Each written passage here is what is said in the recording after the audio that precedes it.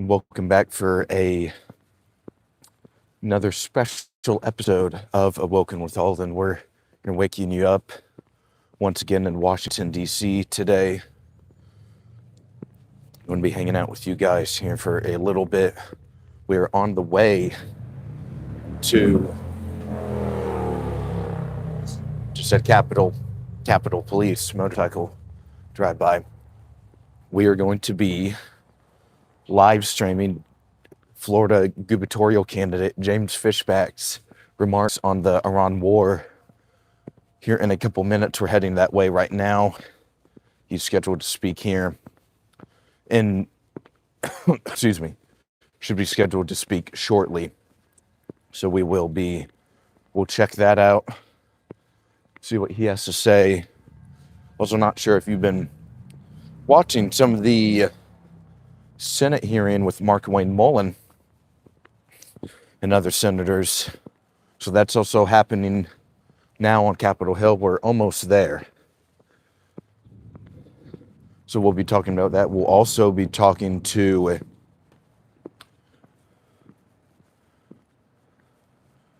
some car there. Good. We'll also be talking about Joe Kent resigning from the counterterrorism unit. So pretty big deal there as well. And got a comment from Vinny. Hello, Vinny. Welcome back, big man. Thank you for joining today's stream. Happy to wake up with you. This war has turned into a shit show and asked if I made the oil trade.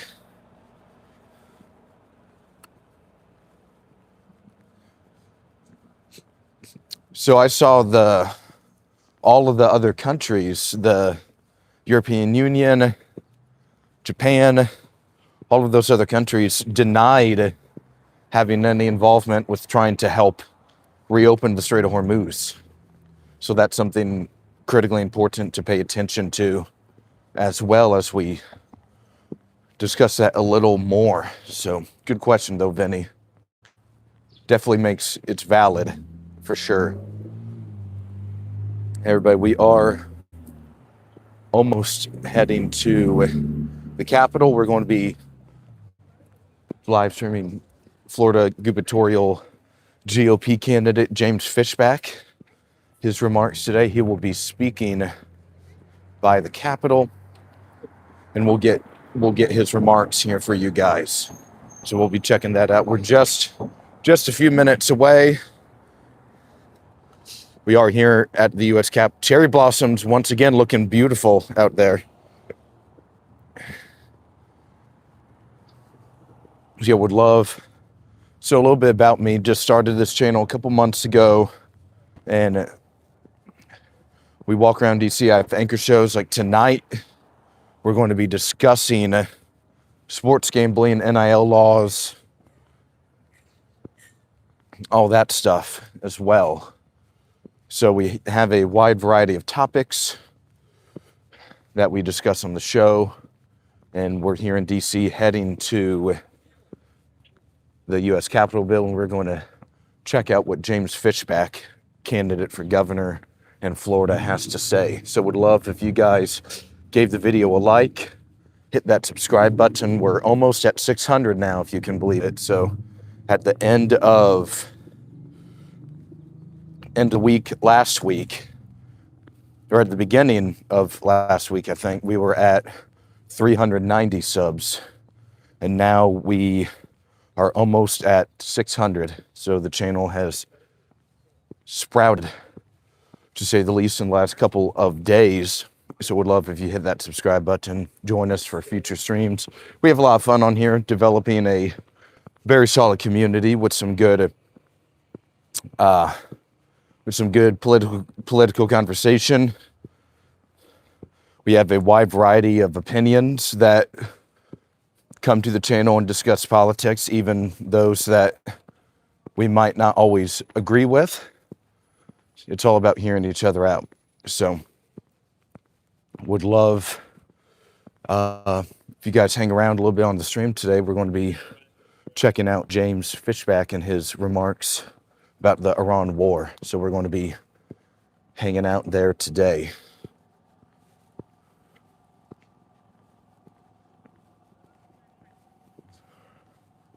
here at the U.S. Capitol.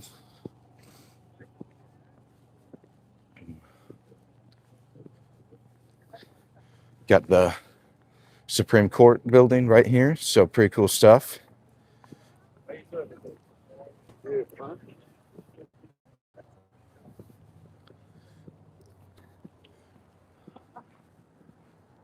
And we will be heading across the street here to go see James Fishback, candidate for governor of Florida. He's right around here. He's delivering remarks about the Iran war, so we'll check him out. All right, let's read a couple of comments here. Vinny says, Ronwin says, good morning. Good morning, Ronwin. Thank you for joining the stream today. Happy to have you here. Vinny says, short the dollar. Where for art, though, Bay says, are you MAGA? Yep, LOL. Bye, bite. Vinny adds, Cuba 51st state. JB wants to see if I can knock on the door of the Supreme Court building. And DES 138 says, are you going to fight? Absolutely, man.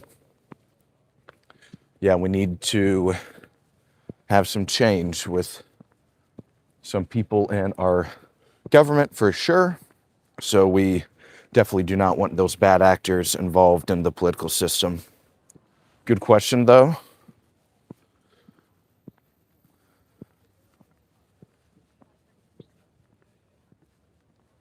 Yes, sir. Need to make sure all of those files are released in full transparency. Everything needs to be released on it. Doesn't matter who's mentioned in it. Everything needs to be released. So, yeah, I made a video on the did an episode on the Epstein files a couple months ago. That would be a good one to check out if you maybe haven't already.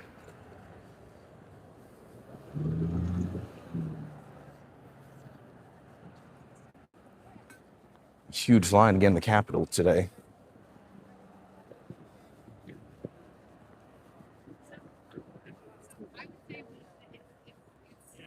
There's nothing in the middle. So for the UK, Dash 138 asks, what do you think about Strait of Hormuz being closed? Absolutely, it's a major problem right now. There's volatility with the markets. There's global panic with the Strait of Hormuz closing, and it seems like Iran is going to go all in to defend it, right? So they are going to, they're laying mines. They're only allowing ships for China and their allies straight in the waterway. Des asks, do you think it will open up again? Probably in the future, but it may be like this for a minute, right? So no guarantees it's going to end anytime soon, unless if we conquer the territory. And Ave Deuce says, take a good look at it. And Vinny says, we are currently conducting nuclear testing once again. Yikes. Do you think we're going to use one against Iran?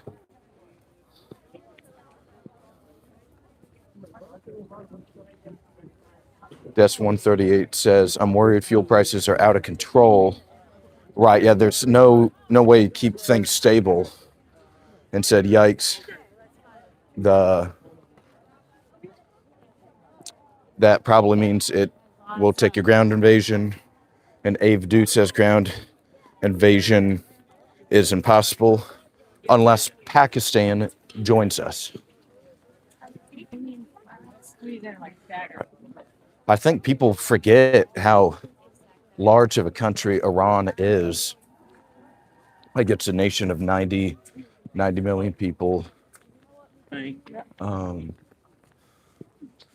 it's just very tough to dismantle that regime, no matter what. So, some kind of protest going on over here. Well, people opposed to the SAVE Act. So we did an episode on this legislation a couple weeks ago. We talked about the SAVE Act and its components.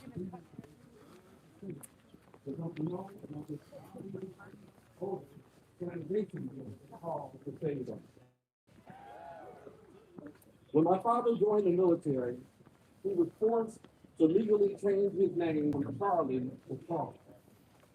After he passed, I presented his death. Oh, here's Raphael Warnock, senator from Georgia.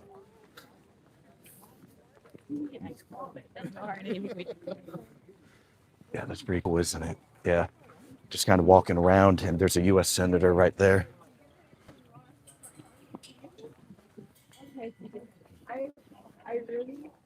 But we are almost at where James Fishback will be speaking today. So we're almost at that location. The Florida governor candidate. Read a couple of comments here. 93 million people, yep. Beardson says, yo, Fishback W. Going on, man. Thanks for joining the stream today. Glad to have you here. And Deuce says, people aren't the problem. Geography is. They have heavy transfer logistics. That's correct. The Algros and Zagros mountains, the A to Z mountains within the Islamic Republic allows the country to bunker down if they need to. They can seek refuge and shelter in the mountains. It's tough to invade with that terrain, so good point.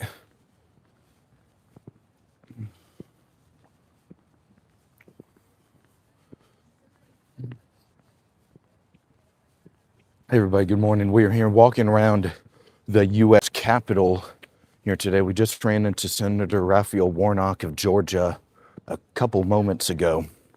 So there's people in and out of Capitol Hill all over the place today. And we are heading towards a speech that is going to be delivered by James Fishback with his remarks about the Iran war. We should be very close to it. It's on this side of the Capitol. Looks like there's a group of people down there or something like that. So, but hey everybody, if you're just brand new to the stream, would love if you hit that subscribe button. That's the best way you can support the channel. We are America First here. We're in DC. We're in the belly of the beast, trying to make our country better. So would love your support. Please give the video a like. Please hit that subscribe button. And we're going to be checking out some remarks from James Fishback here shortly. Once we find his little podium and whatnot.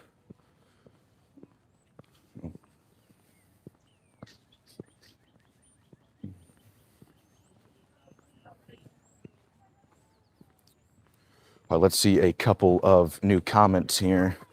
Polish American says that Beardson Bradley did an amazing interview with James Fishback.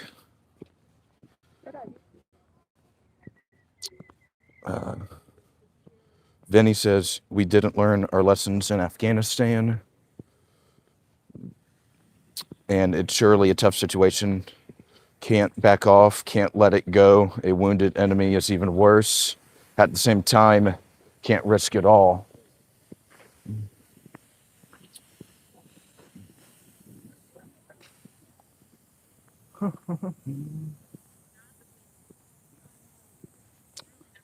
Des 138 says drone warfare is terrifying. Yeah, that seems to be Iran's strongest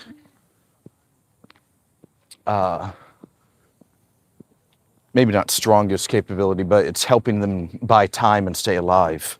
That's for sure. Their ballistic missile program and the drones, they're able to just play defense. They can't do anything offensively, really, for the most part, but they can buy time and survive. So, oh look, I think this might be Fishback over here.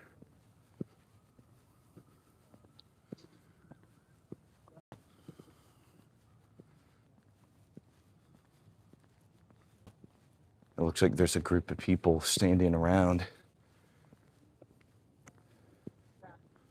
Beards and Beardly is grilling you right now. We need to fight the war for Israel at the first place.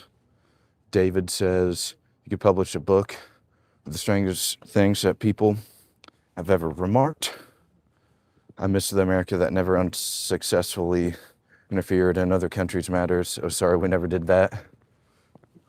Dew says it's actually Iran's weakest, LOL. Their drones run on 60cc motorbike engines and cost 10K.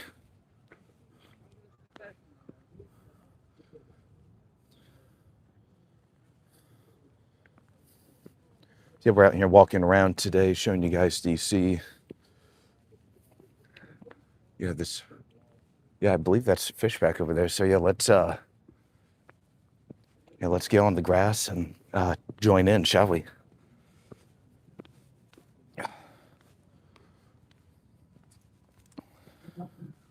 Cole Old says Fishback is based.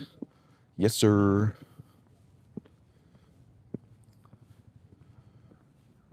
Son says we always just waste our money and taxes on wars and funding Israel. Dew says their strongest is Fatah, and that thing Russia is transferring.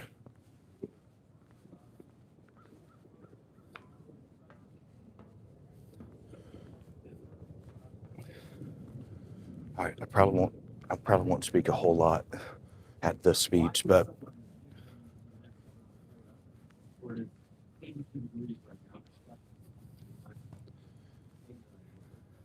Why would I come up to Washington?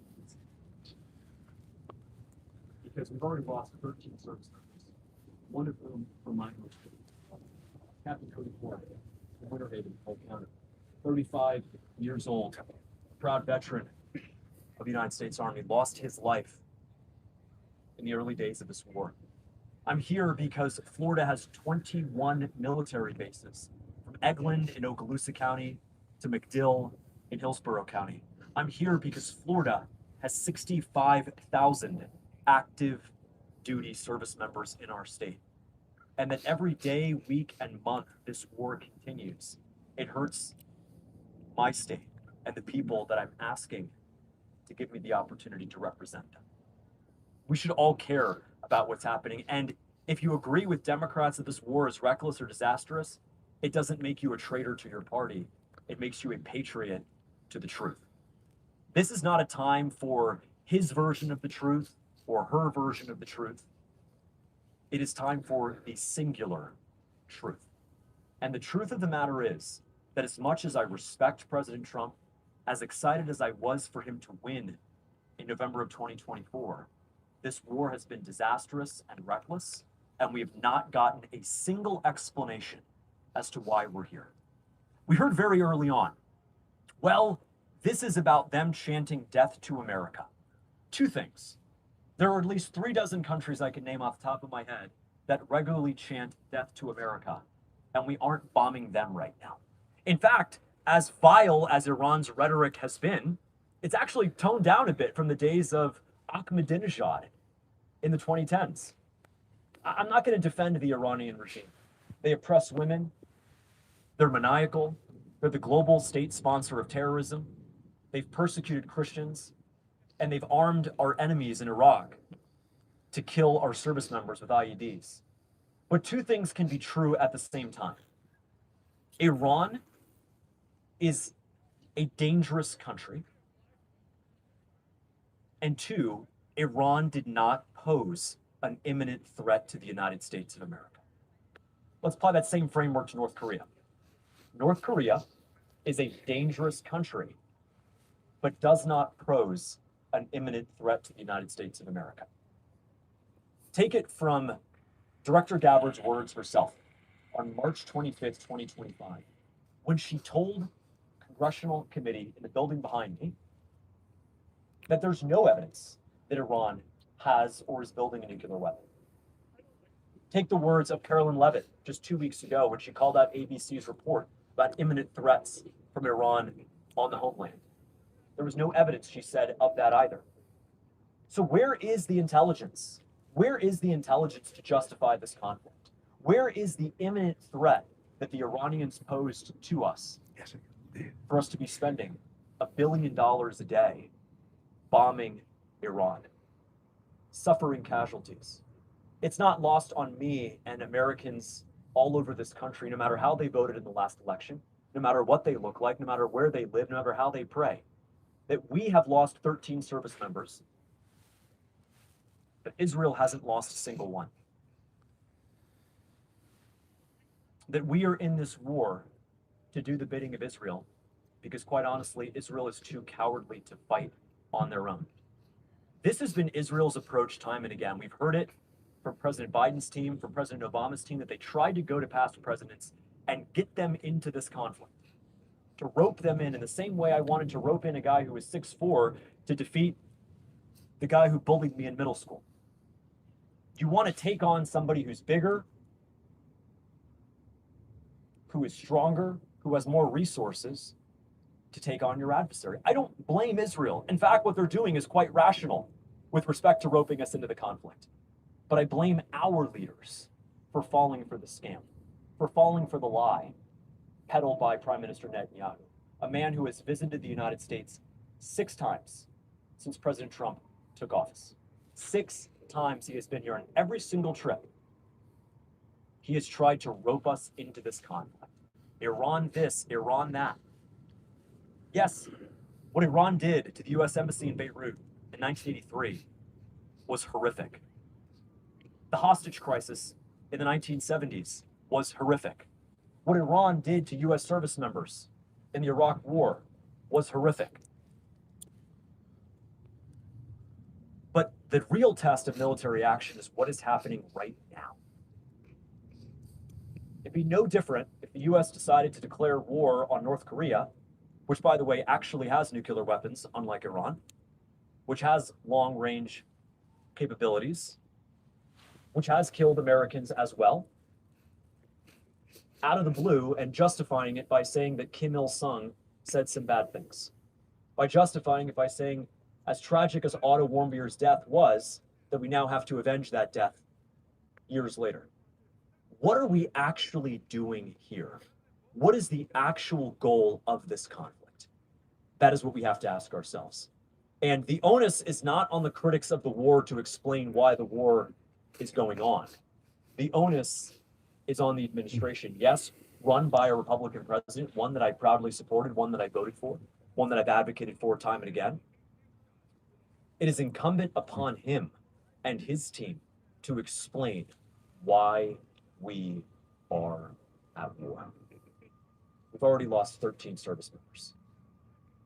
How many more are we willing to lose to fight a war against a regime that is, yes, evil, has, yes, done extremely awful things to our country, but if we're being very honest, pose no imminent threat? Who poses an imminent threat against the United States of America are drug cartels south of the border. The same drug cartels that create counterfeit pills of popular drugs like Adderall and Xanax, press them with fentanyl, and flood our communities with cheap narcotics, addictive poison that kills upwards of 150 Americans every single day. That's actually an imminent threat. Iran, for as evil as they are, did not pose an imminent threat. We haven't been offered intelligence to support that assertion. The president hasn't offered it. In fact, the president's own team seems to have negated it time and again by saying that there wasn't actually a threat. And if you're number 2 in the intel community, someone who was part of the presidential daily brief on intelligence, doesn't know why, that's a really bad omen for this war. How does it end? When does it end? Where does it end? Where do we draw the line on this conflict? Gas prices are already up $1 in the last month. We're going to start to feel the effects of that in the coming weeks. The first order effects on our own budgets. The second order effects on diesel prices, carrying essential goods all across this country, and the pass-through inflation that will result from them. We'll see it in the fact that we're losing our allies in the region who want nothing to do with this potential operation to secure the Strait of Hormuz that is representing the largest disruption to the global energy markets in 30 years. Where does this conflict end? How does it end? Where do we draw the line? People ask me, what is someone running for governor of Florida doing in Washington, D.C., speaking out against the war with Iran? Well, I believe that anything that happens in my state is my business.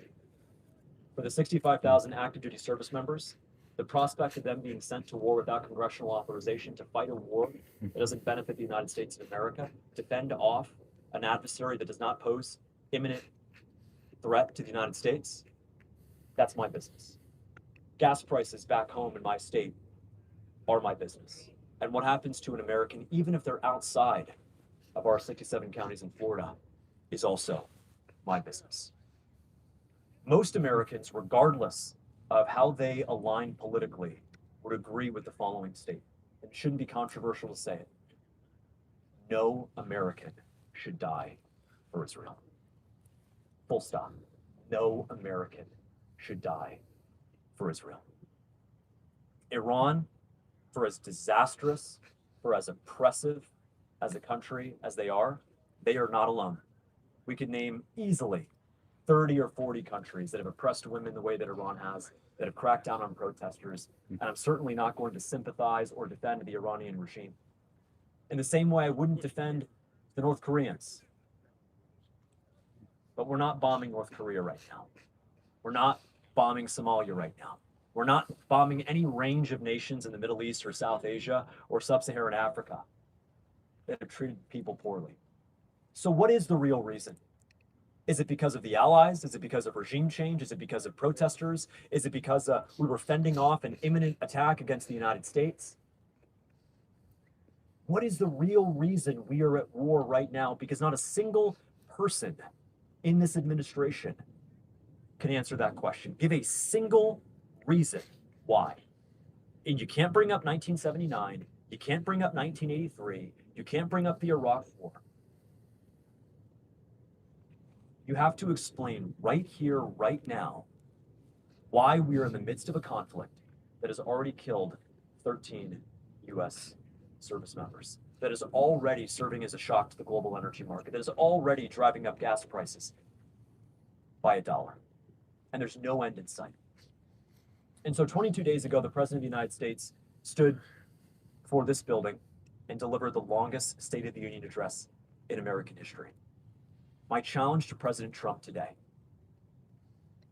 as a supporter of his, as a proud voter of his, is to come back to this building.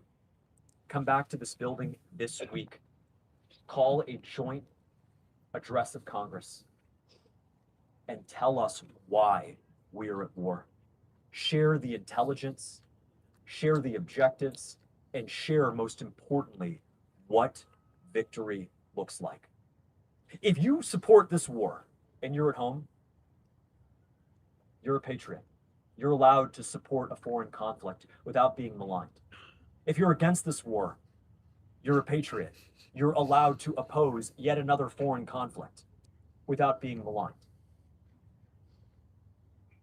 But when President Trump came down the golden escalator in July 2015, he rightly called out reckless, pointless foreign conflicts, especially in the Middle East. When he ran in 2024, he rightly called out reckless, pointless conflicts in the Middle East. This was not a one and done. This was not a get in and get out. This looks like the beginning of a forever war. And I was loath to say that in the early days because I thought this might look like the summer of 2025 where we attempted to denuclearize, and we were told we denuclearized, but it looks like we attempted to denuclearize Iran. We didn't lose service members then. We didn't upset the global energy markets then. We didn't see our allies in the region take fire from Iran then.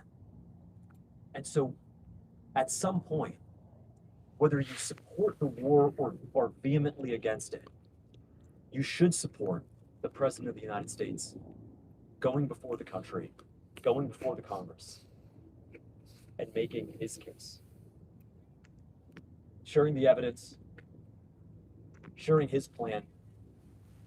And if it is in fact the case that there is actual evidence that suggested that Iran was about to imminently strike the United States of America, imminently kill American citizens,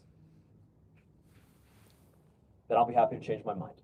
And I'm sure many Americans at home who are frustrated by this war, if they saw the evidence, would be happy to do that. But there hasn't been. There hasn't been an Oval Office address. There hasn't been a clear answer from the president and his team about why this war began, how it ends, where it ends, and where do we draw the line. And until then, American patriots on the left, on the right, Republican and Democrat, should come together and say that this conflict is not about either party. It is not about left versus right. It is about right versus wrong, good versus evil. It is evil to fight a war for a country that is too cowardly to fight a war itself.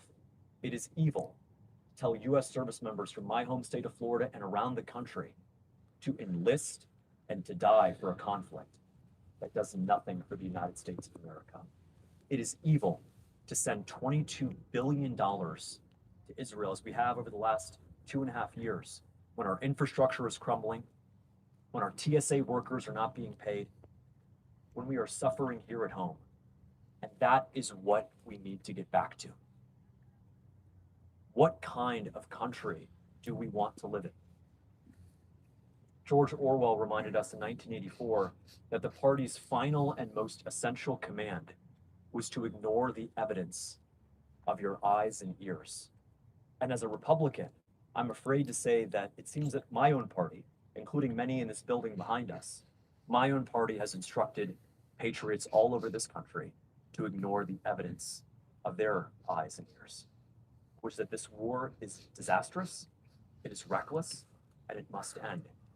And we cannot get back to a path unless the President of the United States comes to this building this week and makes a direct appeal to the American people with the evidence, with his plan and his objectives on ending this war and actually reviving a country that puts Americans first.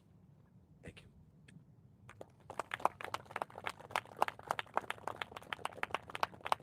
Happy to take any questions.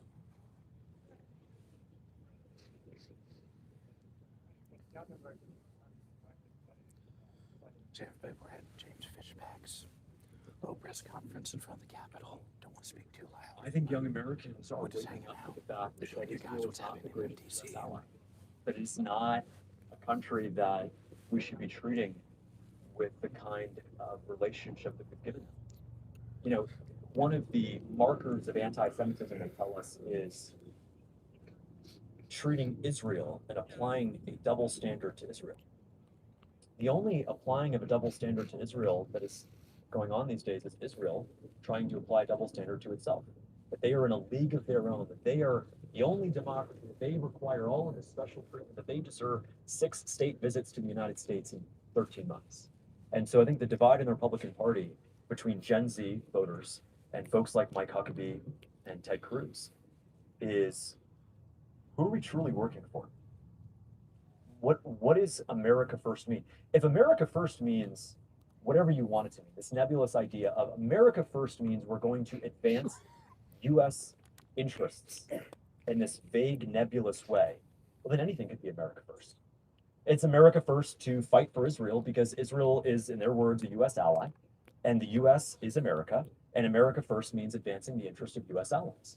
But if America first actually is to put Americans first, to wake up and before you make any decision, domestic or foreign, decide for yourself, does this help American citizens? Yes or no. Does it help American citizens? Yes or no. And this war, if you ask that very simple question, not is it America first, not is it MAGA, but very objectively, falsifiably, binary yes or no, does it help American citizens? How on earth could you answer yes to that? Clearly, it's put us in harm's way. We're already paying at the pump, and it's only going to get worse. And I say this as a former oil futures trader at a hedge fund. It's only going to get worse. If you apply that framework of does this benefit American citizens, the answer is going to be no. And that's why I think you struggle with folks like Ted Cruz, who quite literally ran for the Senate on the idea that he would be the staunchest ally of Israel. He's been rightly called out for that. That's no way to behave. And again, let's go back to first principles for a second. If you ran, you're from Sweden. If I ran in Florida and say, I want to be the next governor of Florida to be the staunchest ally of Sweden, that would be weird. I'm running to be the staunchest ally of Australia, that would be weird. Staunchest ally of the UK, that would be weird. But somehow if you running on being the staunchest ally of Israel, that isn't just not weird, it's celebrated, and you will be bequeathed with great riches by AIPAC for doing so. My issue with AIPAC, among other things, is that in their own words, they say we lobby for pro-Israel policies. Well, what happens when a pro-Israel policy contradicts a pro-American policy? What happens when a pro-Israel policy is not in the interests of American citizens? And clearly this war, which has been lauded by AIPAC, they've tweeted about it 24 times since the war began on February 28th. They've funded candidates pretty much on the condition that they support war with Iran. How on earth does that benefit the United States of America? And I think that's the real test we have to ask of our politicians, Republican and Democrat. I'm from Florida myself. I'm from Miami, and I'm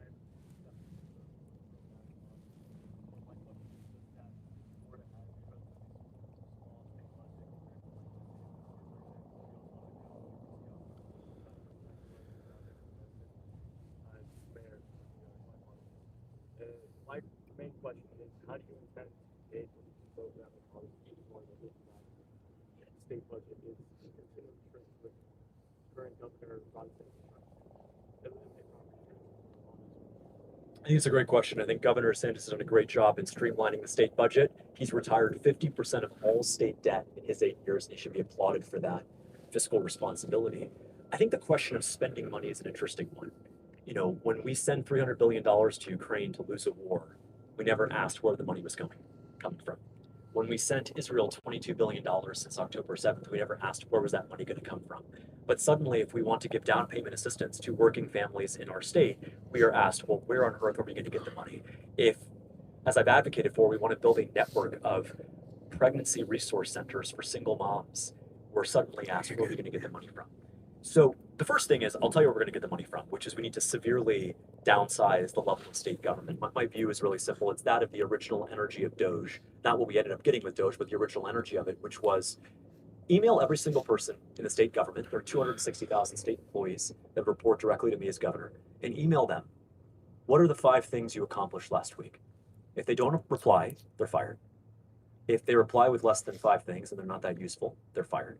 And if any of those 5 things are antithetical to the mandate that we were given in November, they're fired. And I think you could easily downsize state government by 1/3, perhaps even by half, saving upwards of $4 to $5 billion. Now, do I want to spend all of that? No. Do I want to invest? Absolutely. And so there's 2 types of spending, if you will.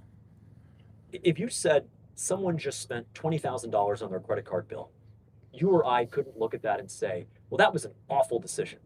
We would have to know what they spent the money on.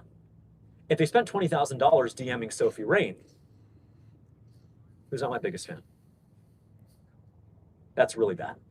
If they spent $20,000 on lawnmowers and lawn equipment and a new trailer and a new truck to build out a landscaping business that did not exploit migrant labor from Central America, but actually hired Americans in their own community, black or white, and gave them a dignified market wage, that's a good way to spend or invest $20,000. And so I think this false choice, which is, if as conservatives, we have to commit to never spend. Well, one, the conservatives who funded the Ukraine war and funded Israel for the last 50 years, we have an obvious question for them. The second thing is, there is a time and place to invest. And I think one policy that I'm particularly proud of is paid maternity leave.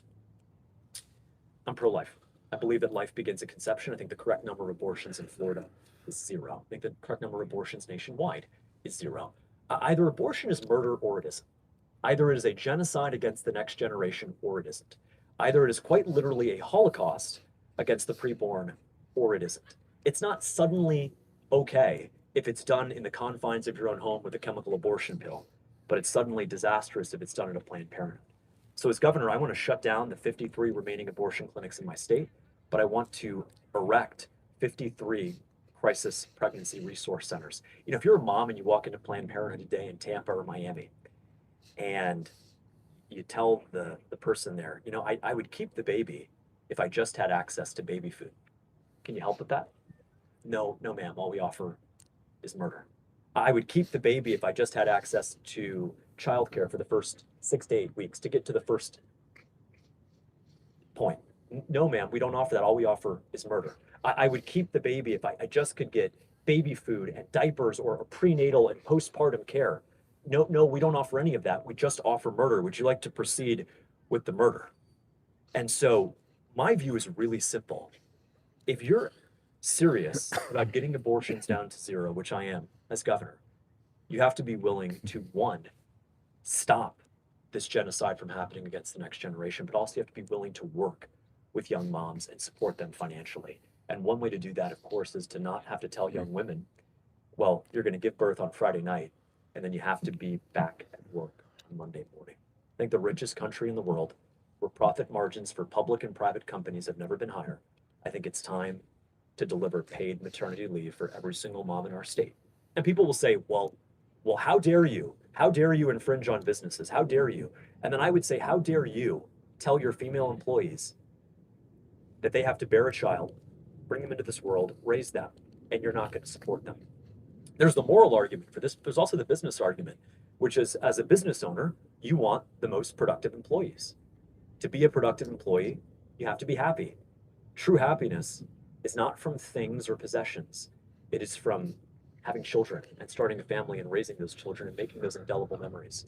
And so as governor, I want to work with businesses to, one, make the moral case for supporting moms through paid maternity leave, but also the economic, the financial argument, which is, if you want your employees to be productive, you want them to be happy, if you want them to be happy, you should support them starting a family, and paid maternity leave is the right way to do that. Don't punish them for having kids, but make sure that they have every incentive to do so.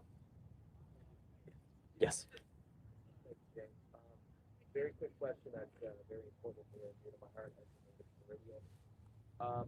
As governor, what are you going to do to preserve and protect our national treasure, the Florida Everglades? I grew up just 10 minutes east of the Florida Everglades in Broward County, and spent a lot of time out there as a kid. The Florida Everglades is the most unique ecosystem in the world. It is, as you know, the water is not still, it's actually moving.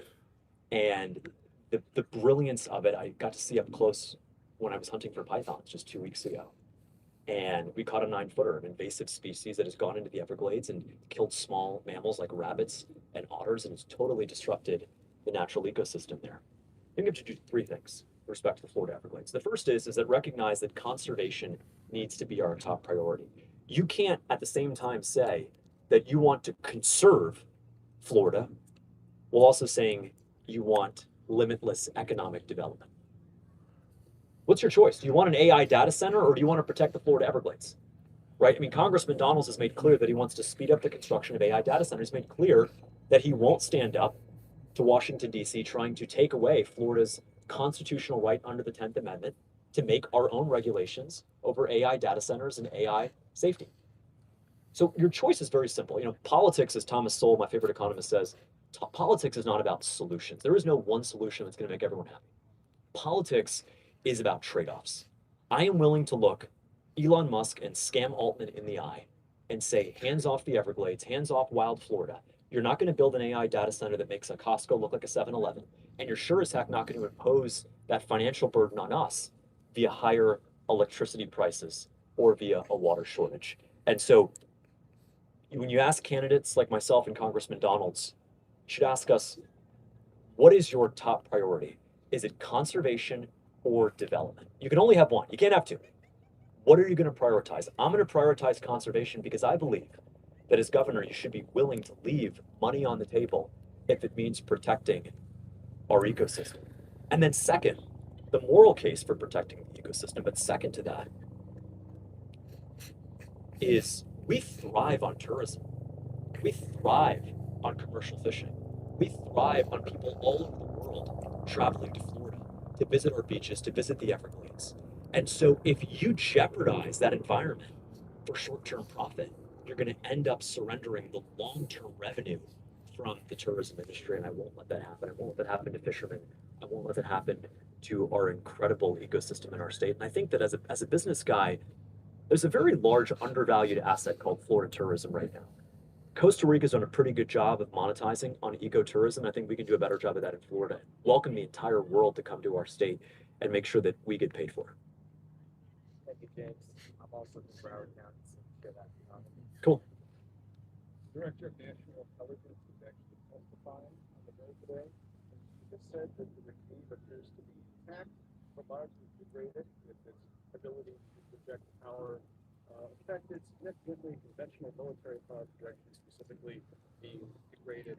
First question, do you believe her? The second question, if so, would that argue for this conflict being in the United States' interest? So this is exactly what I mean by we have no idea what's going on. Okay, what does that mean, project power? Think about that for a second. What does that mean? Iran is less capable of projecting power. You pull aside a cattle rancher in Okeechobee, where I was last week in Central Florida, and you ask them, hey, what do you feel about Iran being less likely to project power within its sphere of influence in the Middle East? Why on earth would we even care about that? And so this is what I talk about when I say there's no falsifiable way to know whether the war is a success or not. Now, denuclearization is a falsifiable test. Yes or no, does Iran have nukes? Well, Director Gabbard said this time last year, March 25th, 2025, that Iran does not appear to have a functioning nuclear program. What has changed since then? We were told that we denuclearized Iran or their prospect of being able to build a nuclear weapon last summer. And so less important is whether I believe Tulsi Gabbard. More important is what on earth is she actually saying? It's like saying, well, the sphere of influence for Iran's ability to project power has been greatly attenuated. One, why does that even matter? What does that even mean? And two, how could you prove that one way or the other? What is a simple test that my dad at home could look at to say that one, why does that matter? And two, how could we independently verify that is true? I would imagine that bombing Iran the way that we have over the last 3 weeks would have diminished their power. But the question ultimately is, how does that benefit Americans here at home?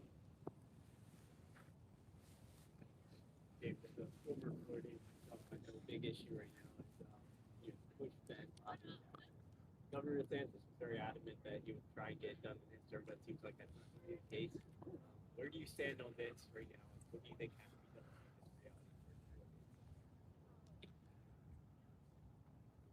So I am not in favor of property tax relief or property tax reform. I'm in favor of one thing and one thing only. That's property tax elimination.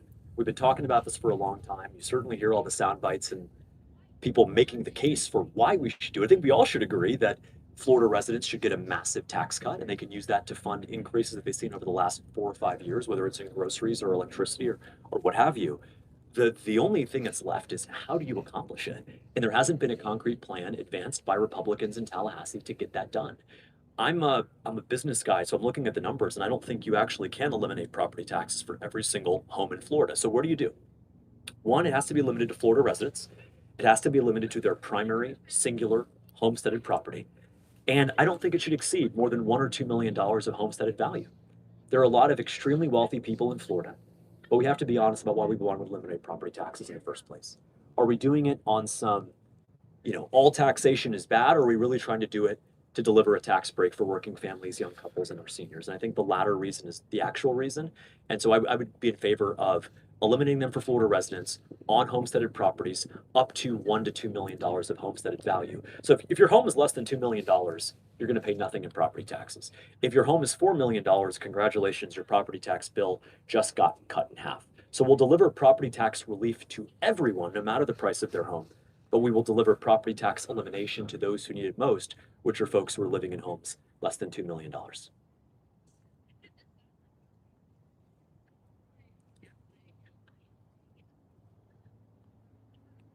So, hello, Mr. Fishback. So, I'm from the University of Florida, specifically a member of the University of Florida College of Republicans.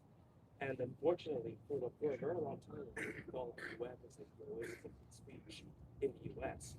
But unfortunately, after one of our members did something in one of our colleagues, because we never occupied any executive position whatsoever. But university use it as an excuse to shut us down and say we have a pattern of violating behaviors. So just wondering, like what actions will take as governor or maybe any individual capacity to help, to help us deal with this situation and us getting shut down. And also, like, if you become governor, what would you do to actually ensure that free speech actually gets upheld, gets upheld? It's a great question. As you know, I was just at UF last week, Yes, where we held, we had the largest rally at the University of Florida in 10 years. The largest one prior to us was Hillary Clinton in 2016 when she was running for president in the general election. Free speech applies to speech that you disagree with, first and foremost. So that salute that was given by one of your members, that was bad. It wasn't illegal, and it certainly wasn't grounds to terminate an entire club without any due process for what is, as disgraceful as it might be, what was still protected speech. This is part of an ongoing trend, not just in my home state of Florida, but all over the country, which is for years, Republicans rightly called out free speech violations when a conservative mom was targeted at a school board meeting, when you protested election integrity, or when you complained about vaccine mandates on Facebook. All of those things were rightly called out by Republicans, mainly because they agreed with those underlying views. Now, Republicans will call anything anti-Semitic if it criticizes Israel, if it resembles in any way, shape, or form some of the online discourse, and will actually support the same types of draconian speech codes that they opposed when those things were used against them. And so my view is really simple. If you're going to defend free speech, you have to defend it for every single American citizen. What happened in 2023 after October 7th was Students for Justice in Palestine was banned from the University of Florida. That was wrong. They were not aligned with a terrorist organization. Their speech, which you or I may agree or disagree with, is irrelevant, but their speech was still protected speech under the US Constitution. There's only two forms of speech in this arena that are actually not protected by the First Amendment. The first is a true threat, which is, I'm coming to your house right now to kill you. And the second is the Brandenburg test from 1969, which is inciting imminent lawlessness. Let's go over there right now to kill those people across the street. Neither of those definitions, of course, met what UFCR, the UF College Republicans, were accused of. But I think more interestingly is you had become the largest college Republican group in the country. We had 500 people at the university for a rally just 48 hours before, and it looks like the university is once again engaging in viewpoint suppression. They did it against Muslim students in 2023. They're now doing it against conservatives in 2026. What I would do as governor is very simple, is use my power to remove anyone from any university, board of trustees, or even a president of a university who violates the First Amendment of every single student. If you go to a university, yes, you're signing up to do the classes and do the curriculum and get the degree, but you're also going there because it's a marketplace of ideas, a place where you can actually have debate, where you can hear different perspectives. And if you lose that because of free speech violations, then you lose out on the true full scope of what our universities represent in Florida. And as you know, UF is publicly funded. It is a taxpayer-funded institution. It is bound by the First Amendment. They have absolutely no reason to be doing what they're doing. I'm glad that Anthony Sabatini is on the case representing UFCR in federal court. And I'll be filing an amicus brief in the coming week defending UFCR, not just for UFCR's stake, but for any student group, anywhere in the state, anywhere in the country that is having their free speech violated by woke, bureaucratic administrators. And when I say woke, I don't necessarily mean on the left or the right. I mean woke in the sense that you're too busy being a snowflake as opposed to defend the free speech of your students no matter how they vote. Thank you, Mr. Cool. We have time for one more. Yeah. Hey, Fishbach, yeah, I have a close friend named Ruben Gobara, and he always uses this quote saying that if we bless Israel, Israel will bless us. He says that if we ever stop blessing Israel, the Chinese or the Russians will start giving aid to Israel instead of us. So, like, what do we do? If we stop helping the nation state of Israel, will they seek other foreign help, like the Chinese or Russia? Well, it's a good question. So you're talking about Genesis chapter 12, right? Something gets thrown around a lot. Mike Huckabee, the Ted Cruz's of the world. If you bless Israel, you will be blessed. If you curse Israel, you would be cursed. So your starting question is, well, what if China started blessing Israel? Well, they're not Christians, so I don't think that's part of their calculus, how they would be on the other end of the blessing. Look, my view is, I'll take that just for one point. There's obviously a real debate in Christianity right now. As a Catholic, I don't believe in this view that we have to do Israel's bidding till the end of time. The Israel that is referred to in Genesis 12 is not the Israeli government run by Benjamin Netanyahu in 2026, first and foremost. The second is, and here's how you can kind of push back on that, is there a limit to this blessing? If Israel wanted us to bless them with a tactical nuclear weapon to drop on Beirut or Tehran tomorrow, and we say no, does that mean we go on the other side of the blessing and start to get cursed? So where do we draw the line to that? Yeah. We don't have permanent allies. We have permanent interests. It is in the US's best interest to not get involved with needless, endless, pointless foreign conflicts. I think that whether you support Israel or you are skeptical of Israel, you should agree with the statement that no American should die for Israel, as no American should die for any other country when those people are living under the distress that we have in our own country right now. And so I am not taking cues from the Christian Zionists who want to weaponize Genesis chapter 12, who want to weaponize our Christian faith into getting us to doing their bidding. If you really want to get into Christianity, we can go to what St. Paul wrote in 1 Timothy chapter 5, verse 8, which is that if you don't take care of your own and you take care of others, you are worse than the infidel.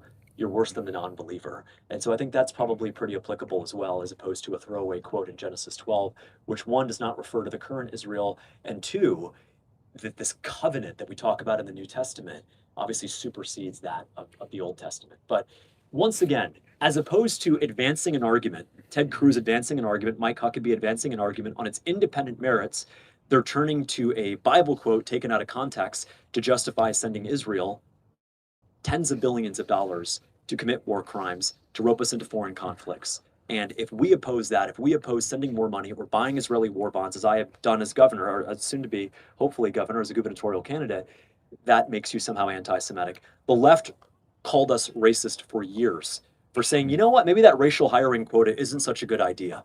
Maybe telling the white people to apologize to the black people is not such a good idea. Maybe telling the black people that they are going to die at the hands of police violence before the age of 25 is maybe not the best way to inspire them to be the best versions of themselves.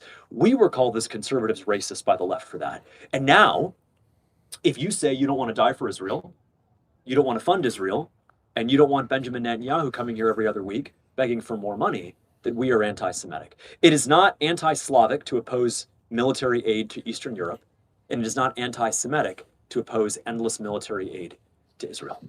Thank you. Thanks, guys. Appreciate it.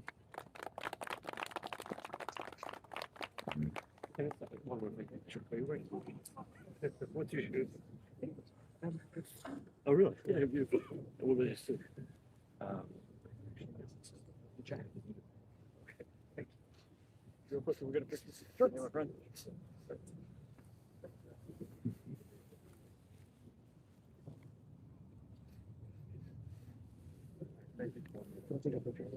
Yeah, sure. Mr. Fishback, would you mind using the camera? What are you doing up here, by the way? Well, I'm here for a trip. So randomly? Yeah, randomly. And I saw like on Instagram, it's on live. What are you here for? My friend is here. I'm just like chilling with him. Oh, but it's spring break. Yeah.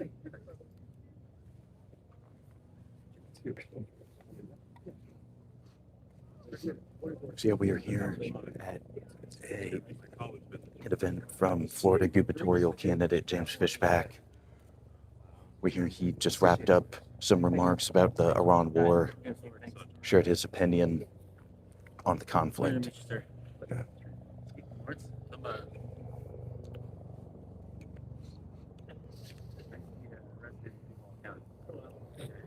I recently moved, but big fan of yours, sir. Appreciate how your camera is back. Lots of younger people out here today. Yeah, Pretty good low turnout, especially for especially for 12:30 on a Wednesday. A good amount of people here. I'm not sure if you guys recognized, but Nathan was one of the reporters that asked Fishback a question, and he was a guest on the show before. So you can kind of see the more and more of these streams we do, we hopefully you're starting to kind of get a little picture of the day-to-day operation in DC. You know, like people that have been guests on the show are going to start popping up randomly at other political events we go to. So hopefully you can kind of start to see how this builds and builds and builds, right? Probably there were a good decent amount of people for Fishback's remarks about the Iran war. So, yeah, maybe, but some pretty cool stuff there, guys. So, yeah, if you were just wrapping up, you just saw James Fishback deliver remarks on the Iran war outside the U.S. Capitol. So, hopefully you enjoyed some of his remarks. If you have, leave a comment. Let us know what you think about it or his remarks. If you have any particular critiques or anything like that, I kind of want to say hi to him. Yeah, I think it would be cool. Say hi to him real quick, but again, yeah, you can just kind of see the maybe average age. It's a very young coalition that is being built right now. But it is, I would say, a fierce, kind of like the future, I'd say. There's going to be a lot more James Fishbacks here coming up soon. So the GOP is like actually starting to fundamentally change a little bit, I believe. And yeah, we'll see. For Fishback, he has time, though. He has, I believe the primary is in August, like August 18th. So he has the entire summer to try and build up as much momentum as he can possible. Because Donald's, we've seen Donald's before. He maybe more the establishment, institutional candidate. But Fishback has a very loyal, very young, mission-driven base, I'd say. Because it's 12:30 on a Wednesday morning, the day after St. Patrick's Day. And there were probably a good 50 people in and out, I'd say. There were serious reporters. Like, if you watch the Texas special or the Texas primary preview episode, you would have noticed that Nathan, our guest on that episode, asked Fishback a question out here today.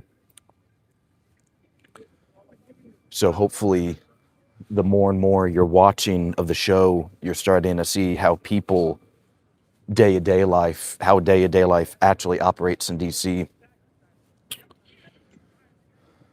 And see, so yeah, you have the little James Fishback's, his little area over here. Then you're just gonna have everyone else walking around doing whatever. Yeah, you have school trips. You have other people in DC, other observers kind of out walking around. Let's read a couple comments. Len says, men in black. Wolf2 says, taking care of your own doesn't include bending the knee to Islamists or Zionists. They have 62 Sharia courts here in England. Our country was built up on the foundation of Christianity. Diane says hello from the U.S. Hello, Diane. And Moss629 says hi. Hello, Moss. Hello, everybody. Thank you for joining the stream today. Wanted to get remarks from Florida gubernatorial candidate James Fishback. We're going to be probably moving on from this little area here soon, but we are in front of the U.S. Capitol today, hanging out with you guys. Again, James Fishback, his remarks just wrapped up, and we're going to probably wrap up too. We'll find somewhere to hang out or something. So, here, might try to say hi or something. That would be cool.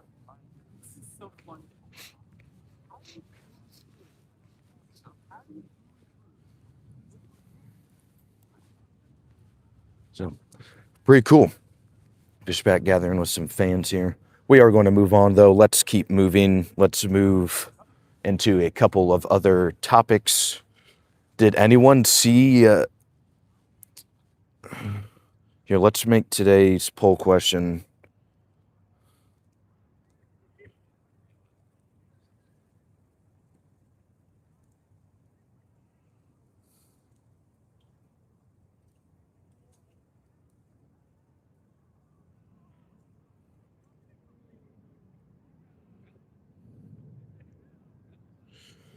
Let's talk about Joe Kent. Today, he just resigned the other day. Or resigned yesterday, actually. So we'll make that today's poll question. However, it's fair game to talk about whatever your heart desires today. We'll be walking around DC, chilling out with you guys. Again, we just wrapped up a press conference by Florida gubernatorial candidate James Fishback. He delivered remarks about the Iran war, voicing his opposition to the war. We're going to move on, get away from the Capitol building. We will move on elsewhere. So happy to take your questions. Got the poll question up today about Joe Kent. Happy to hang out with you guys. So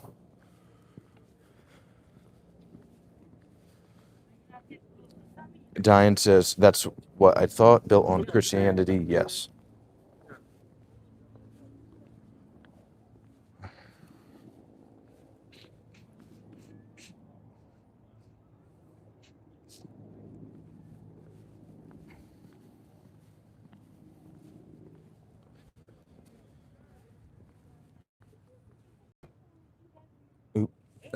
Someone needed help over there.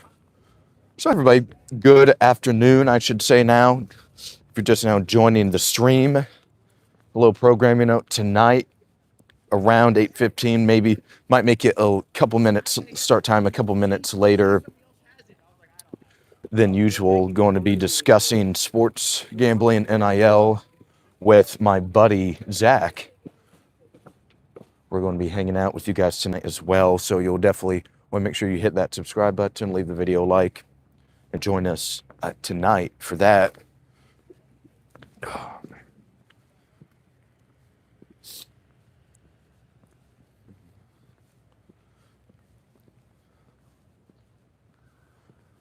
Just wrapped up James Fishback's little press conference over there. Now we are heading back, maybe back to the other side of the Capitol. We'll see. We'll just kind of see where the day and the adventure takes us. It's already 12:30 in the afternoon. Started a little later today. Wanted to hit the James Fishback media availability. That was pretty cool. Haven't seen him before in person, so that was pretty nice. Good speaker. America first, all that good stuff.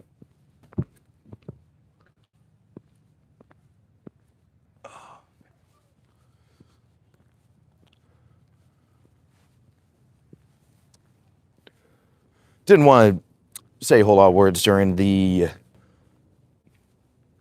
press conference deal. Wanted to be respectful, so kind of kept it quiet, but would love to hear what you guys have to say now about James Fishback and Joe Kent. Talking about a lot of people today. The Bear says, or Bear with the gives us a wave. Hello, Bear. Thank you for joining the stream today. We're out here in Washington, D.C., hanging out with you guys in front of the Capitol building. We just left James Fishback's little press conference. He delivered some remarks about the war in Iran, how he, and calling on the President of the United States to address a joint session of Congress and outline and explain how this war is putting America first, how we are benefiting from this war and called on the president to do that this week. So, a call to action from Mr. Fishback, the Florida gubernatorial GOP candidate running against Brian Donalds down there in Florida for the GOP primary for governor.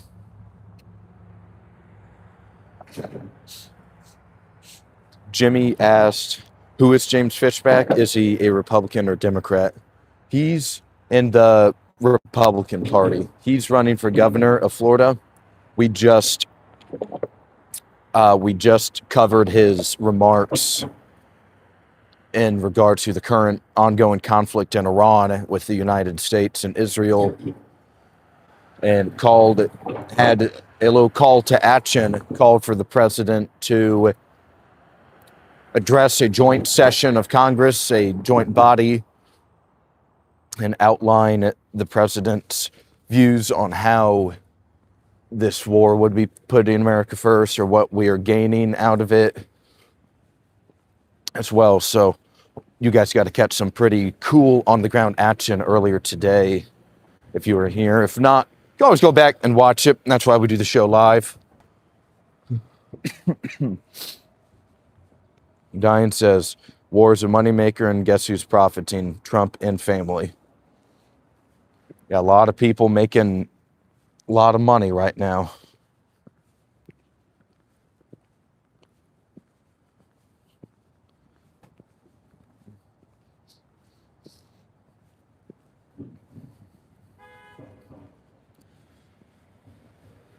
Also wanted to give a few remarks in regards to Joe Kent resigning from, I believe, the counterterrorism body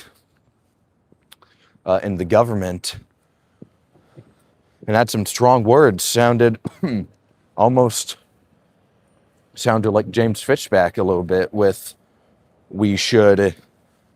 that this war was started because of pressure from Israel.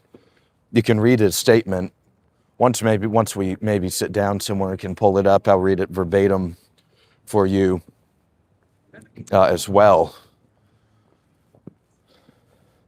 But he resigned with expressing disappointment in starting the war, voiced his opinion against it, and left office. So that's the first, I believe, the highest ranking member so far in the government that has resigned in protest of this war in Iran. So that seems kind of felt like some shockwaves were sent out a little bit, honestly, as well.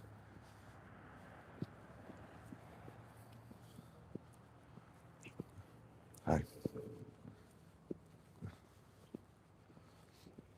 And Diane adds, let's not forget about the billionaires.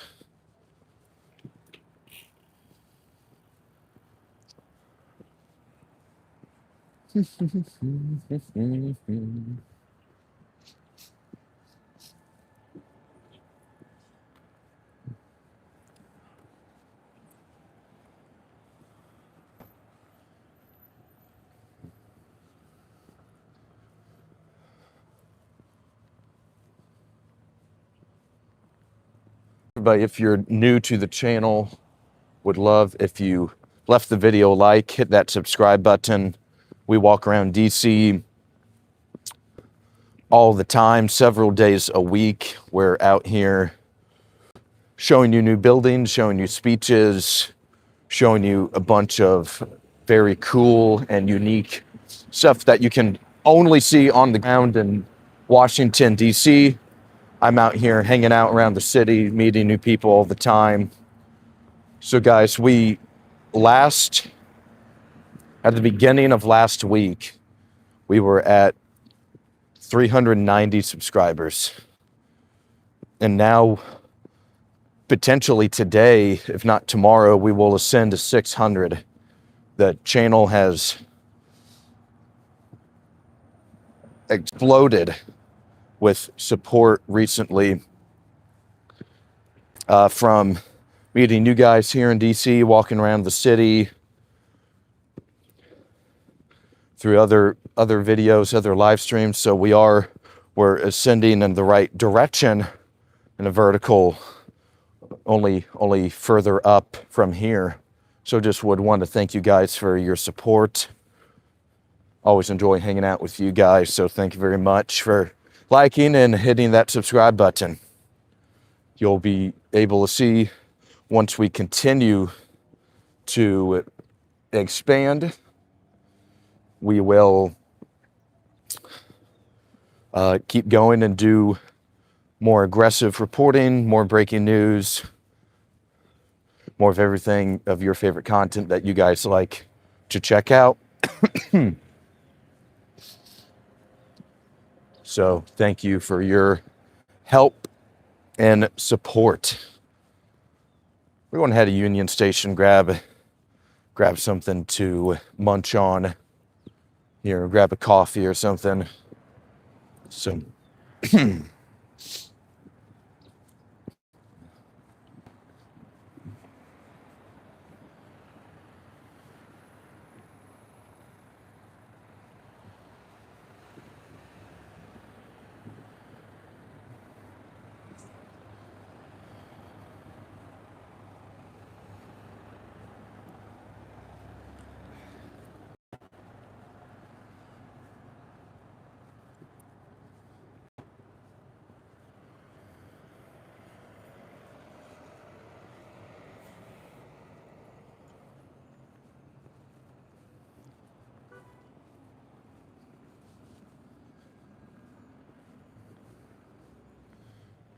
got the U.S. Capitol building over here for a little reference of where we are right now.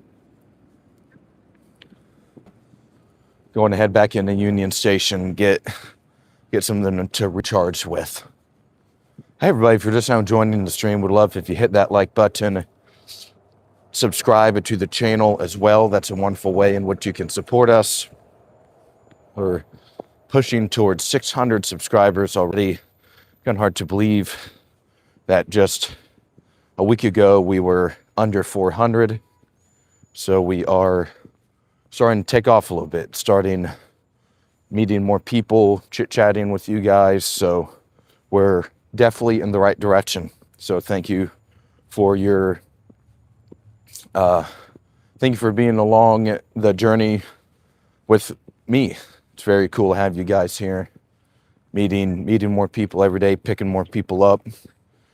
The Awoken is expanding, so that's wonderful news.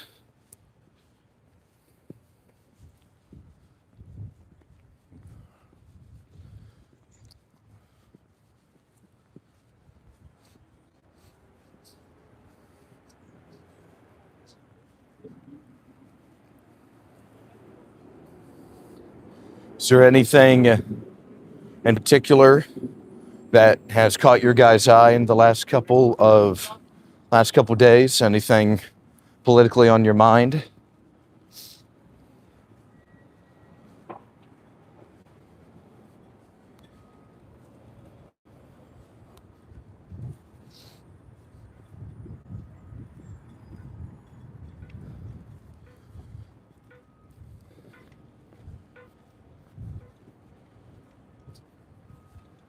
We're heading to Union Station, by the way, if you're just now joining us.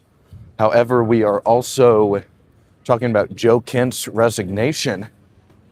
Yesterday, felt to be pretty large, I'd say. Like some shock waves were felt with that. I believe last time I looked on Twitter, where he posted his resignation letter, it had well over 400,000 to 500,000 likes on the post. So it definitely got a lot of people's attention yesterday. We'll try to read the whole thing, but maybe once we head inside or something like that. So but did seem kind of like a little momentum shift. The admin they're consistently playing defense with this war in Iran. And it feels like we're just kind of stuck in it now. Nothing's really going to, not much we can do, honestly, except just kind of wait and see what happens.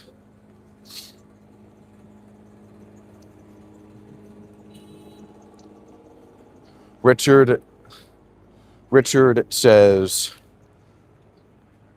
whoop-de-doo and 7 million in lobster.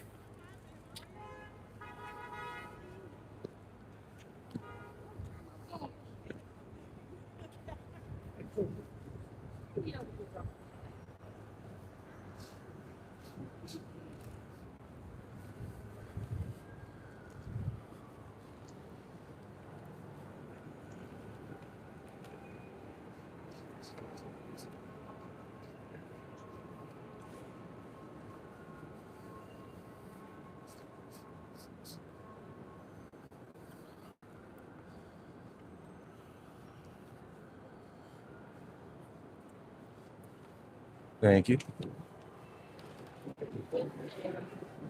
Alrighty, nice. We are here hanging out in Union Station with you guys.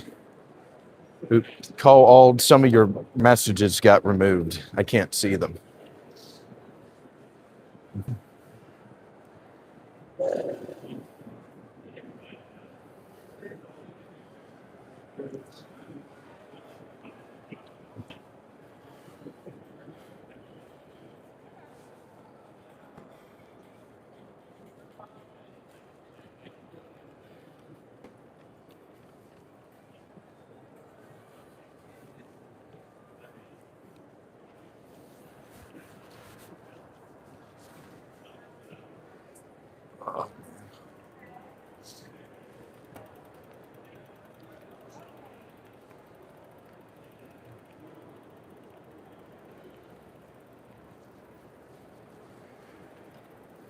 Paul says the year is 2090, and your child just read in their textbook about how Iran got 12 million in the war of 2026.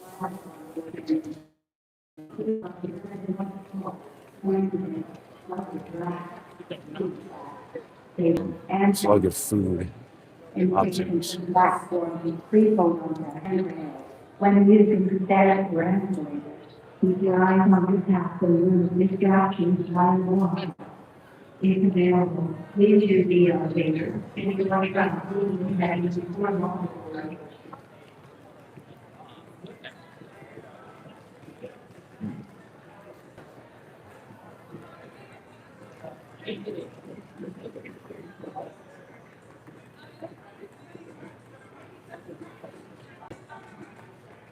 Okay.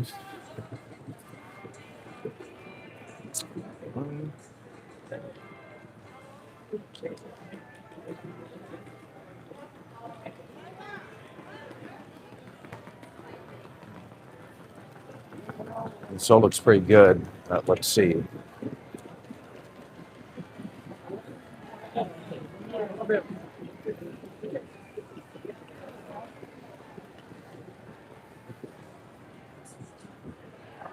Everybody for just now joining the stream. We are hanging out right now in Union Station. Going to be chilling here a little bit. We just wrapped up exclusive coverage of James Fishback's remarks about the Iran war that is actively and so continuously ongoing in the Middle East. Happy to be with you guys here today. Happy to chat about anything political as well. It can be Iran, it can be domestic politics, but we're here in the nation's capital in DC, going to be hanging out with you guys, the political mecca within the United States.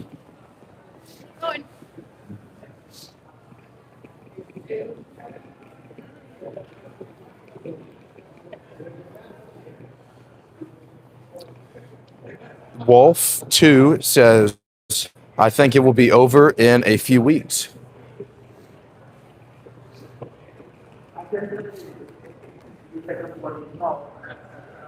That's what the admin is really banking on, I believe. The Trump admin. Ricky Clark says, good morning, everyone. Good morning, Ricky. Welcome back. Nice to have you in the stream again, bro. Thank you. Nice to meet you yesterday, Ricky. Cole Olds. Cole is short for Colonel. Colonel Olds are the greatest American fighter pilot.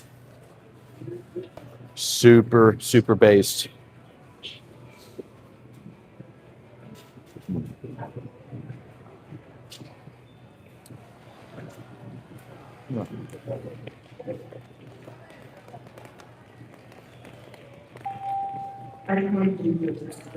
Ricky Clark says you as well. And the route to Charlotte passenger should proceed to gate today. Track 25.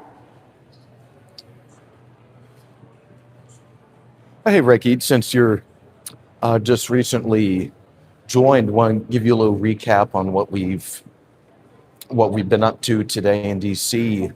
We just left exclusive live coverage of James Fishback's remarks at the U.S. Capitol in regards to the war in Iran. So you can definitely, once this, I'm not sure if you can go back live when it's live, but I always upload these things anyway, so you'll be able to go to his remarks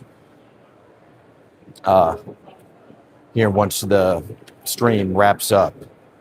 So, not sure how long we'll go today. Probably a little while. Be good to hang out with you guys. We're almost at 600 subscribers, if you guys can believe that. I put in some work last night at the bar and got 16 people to subscribe to the channel. So, or I should say persuaded, convinced. So we're also meeting you guys here on these streams, but I'm putting in extra work or additional work on the from the 5 and 9, should say, meeting more people in real life and convincing them to support the channel. So we're in the right direction always, all things considered. So.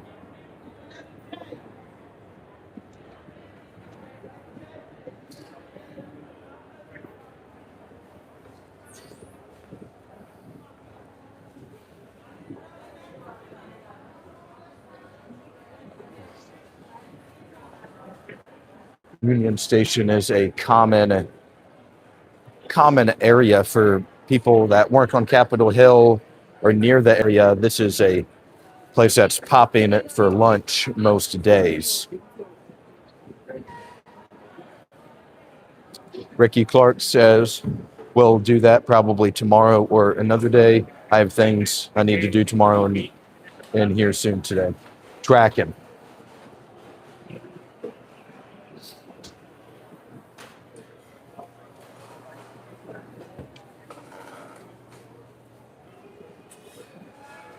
Ricky Clark says, I subbed as well. Thank you, dude. I appreciate your support big time, man. Thank you for subscribing to the channel. Appreciate it, man.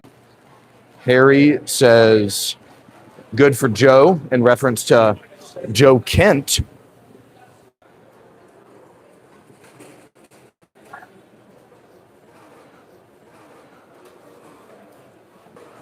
Had to move from that area. Must have not been a good area. We're in a better spot now. Hopefully this is working again for you guys. Sorry. Hate to seemed like something was going on up there. Lights were flickering. Harry said, yep, thank you guys for hanging around through those little troubles.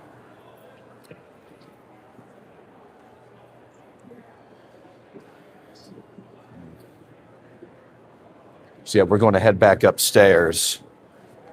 to where there's some better connection up there. So it won't happen again, but glad to be back with you guys. Just a little aerial of Lincoln, not Lincoln Memorial. I don't know why I almost said Lincoln Memorial, of Union Station Food Court. Harry says, no, I think Joe did the right thing. This administration is a shit show. That's what a lot of people are saying recently.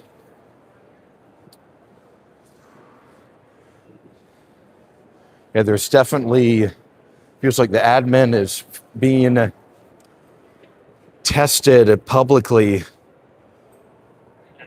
here. A lot of people upset with the conflict, and you also have Dems, but then you also there is a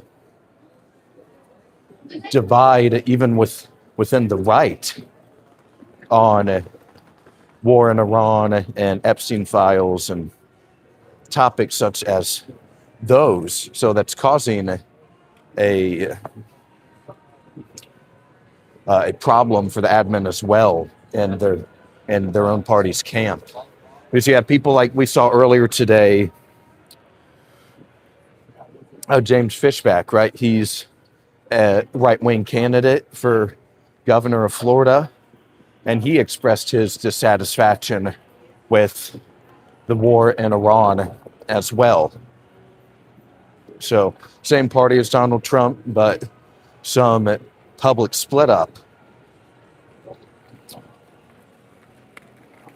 with that. So it's kind of, they're taking hits on all sides, and it seems like it's only getting a little worse and worse every day for them. So they're in a lot of trouble right now politically. Wolf 2 says, we respect Trump. Here in the UK, your last president couldn't even string 2 sentences together.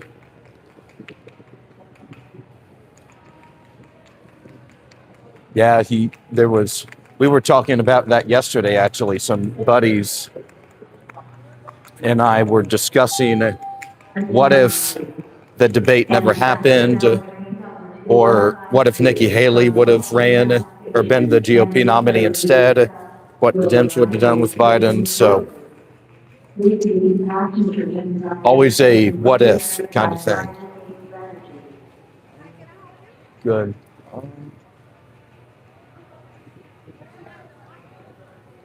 Let's see what we want. Harry said he literally threatened to invade a sovereign European country. And just to point out, I am also from the United Kingdom. Gotcha. Okay, so we got a couple of viewers from the United Kingdom in here today. Welcome to Washington, D.C.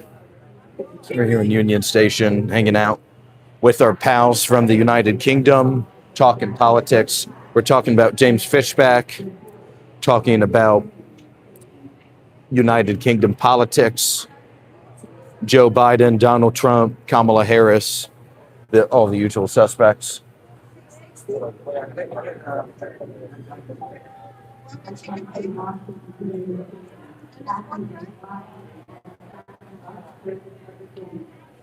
Ricky asked Harry if he supports Keir Starmer.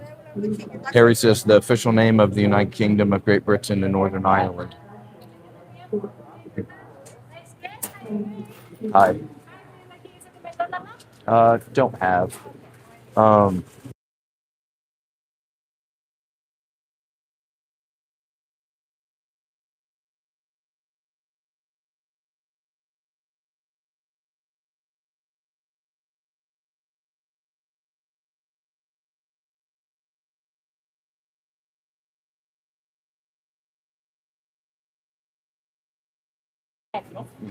Yep.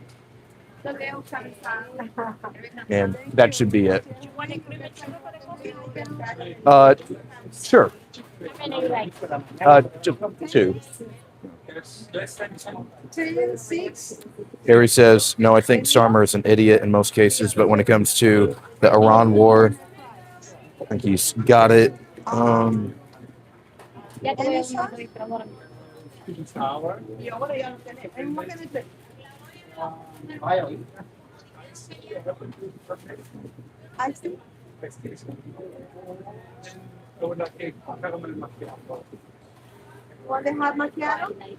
Thank you. Okay. Harry says, no, I think Summer is an idiot in most cases. But when it comes to the Iran war, I think he has got spot on. Ricky says, that's awesome to hear. He did his people dirty, in my opinion.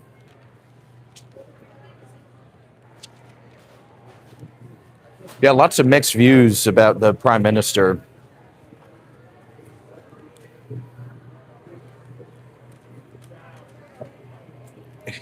Harry, did you catch the Tucker Carlson Piers Morgan interview a couple of months ago?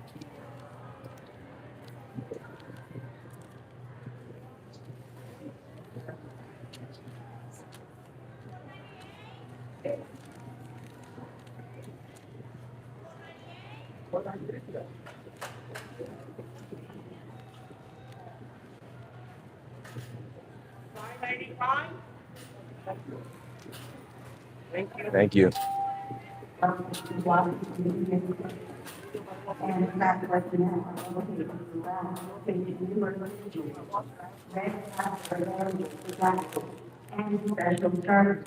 Cool, everybody. Just got a little bite to eat. I'll be hanging out with you guys here in Union Station. We're talking about the United Kingdom today.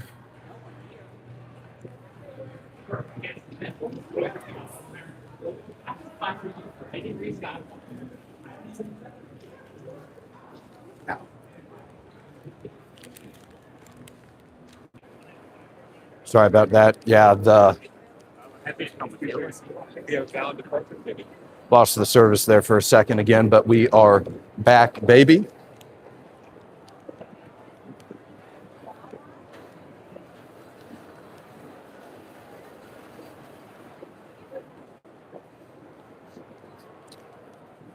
Tut says, does Trump of steering everything since Netanyahu hasn't been seen?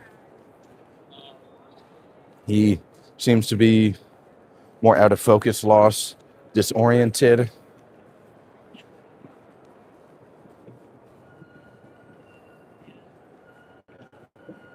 Oh, Harry asked, did you catch the Tucker Carlson and Piers Morgan podcast interview? I believe it was back in January. It was a couple months ago. Not too far. But I know the United Kingdom was discussed. In London, in particular, was discussed a little bit on that episode.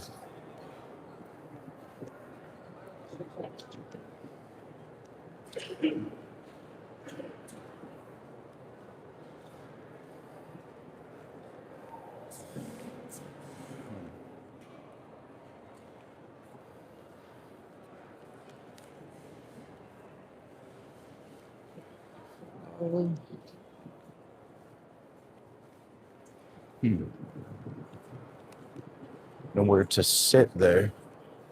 Harry said, yeah, it was disgusting.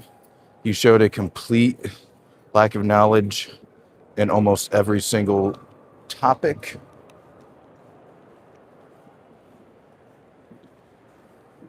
Ricky adds, baby was seen just yesterday. He put out a message getting coffee because there was rumors he was dead.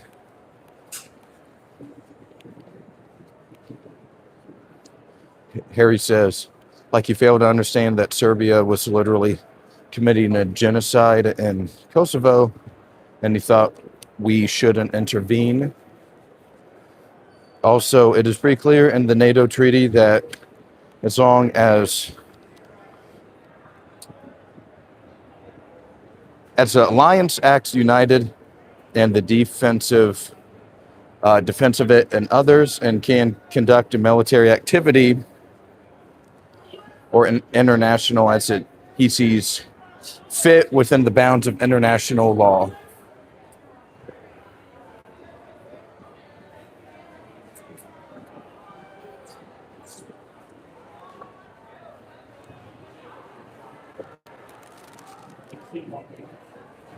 Damn, coffee's hot, bro. Ricky says, doesn't like Tucker or Pierce. Pierce Morgan. Oh.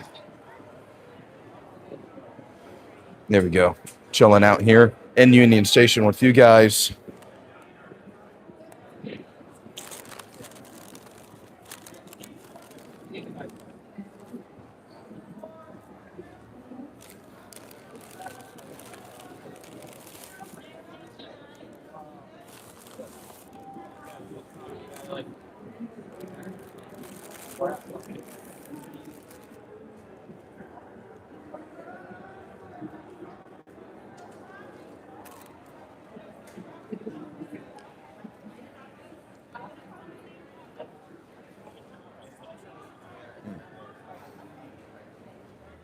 I was talking with somebody about the BB situation, and it seems to be just an information overload.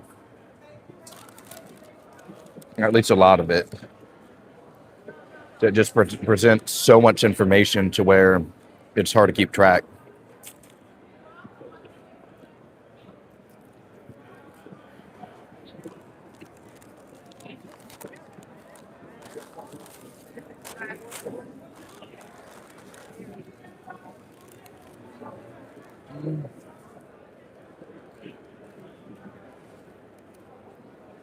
Amore 890 says, hi, Aulden. Tuned in today. Quick question. I'm still watching your other vids. Are you left, center, or right? Personally, I'm right leaning. Say I'm right wing. Particular, some strong views, I'd say, but still try to be respectful to everyone in the space that's here, because it is more fun when we're all talking politics and having constructive criticism, right?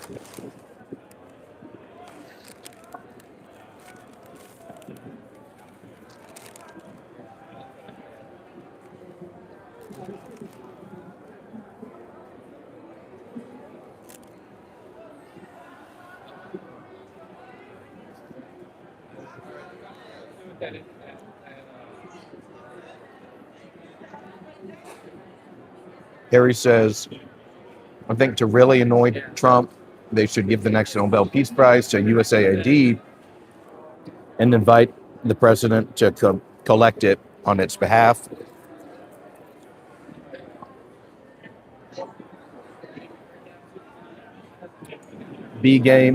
Keeper B Games says, should I buy NFTs or Bitcoins in preparation of World War III? NFTs.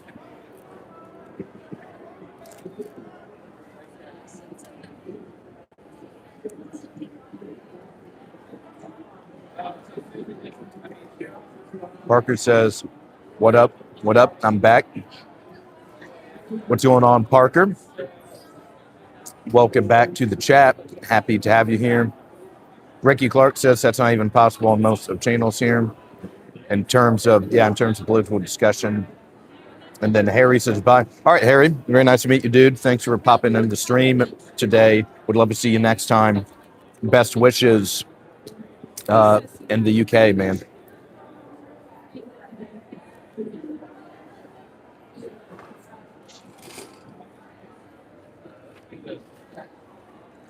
Beekeeper says, I'm go all in on NFTs.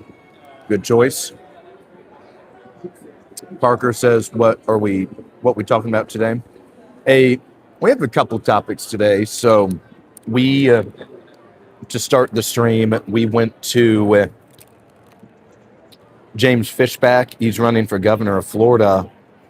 Went to he gave some remarks right outside of the U.S. Capitol, around probably 35 minutes ago. We covered those, showed you guys on the ground reporting.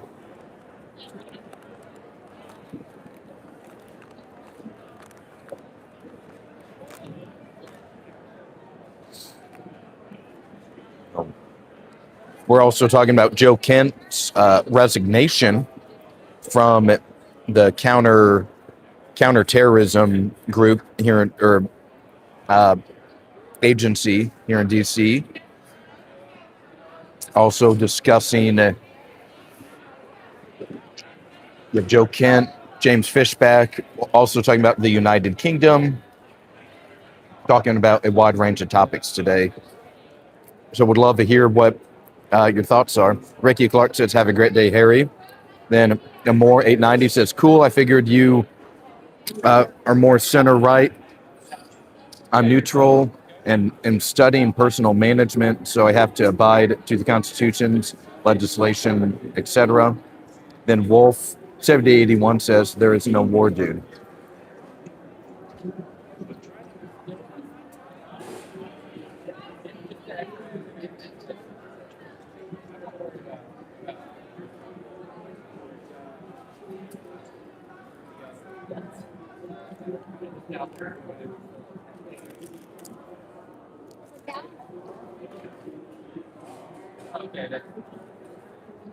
There we go. Nice. Yeah, James Fishback voiced his opposition to the war in Iran. He also called on the president of the United States to bring together a joint session of Congress and address the Congress on his plans, his actions, his, if it is America first,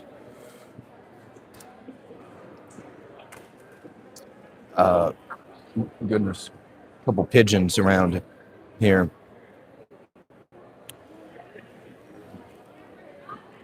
Also discussed his opposition to the ongoing conflict, questioned Iran as a threat to the United States, and urged the president to speak out about what's happening as well. So we covered that earlier today, and then been walking around DC, grabbing some coffee here at McDonald's, all that good stuff as well. So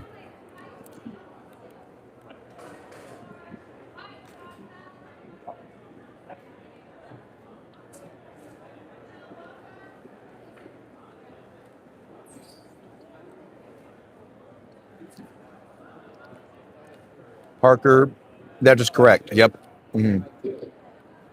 He's an America First candidate, and he was out here speaking earlier today in front of the Capitol building.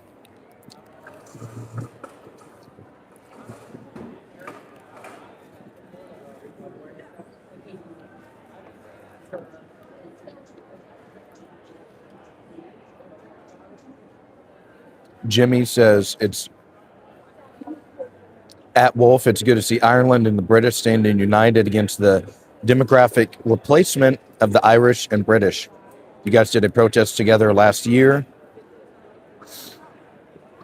And also adds, it was the first time I've ever seen Irish and British standing together in Ireland. No more brothers' wars. Then Amore says, Tucker Carlson and Piers Morgan are biased. I just view them as persons who have an opinion but no real positive impact on society.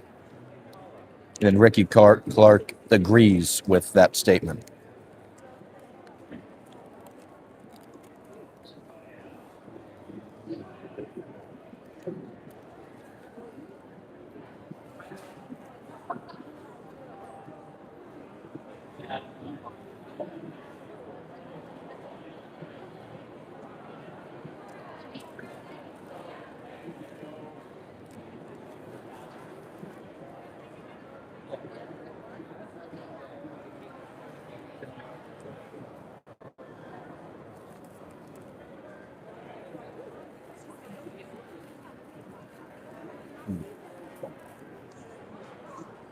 But did you guys see Joe Kent's resignation, though? Like, he released that full. Here, I'll try to pull it up on my computer here. Once the table gets a little more cleared off, but pretty damning statement.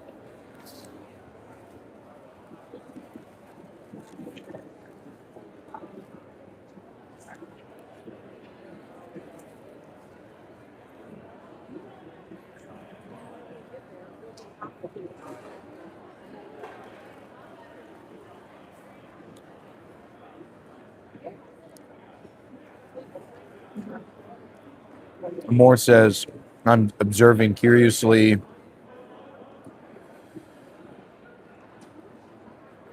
Is Sanchez and Mers, Lula, and Raspafsa, Trump and his, at this stage, needs to abide to the U.S. Constitution and laws of the country.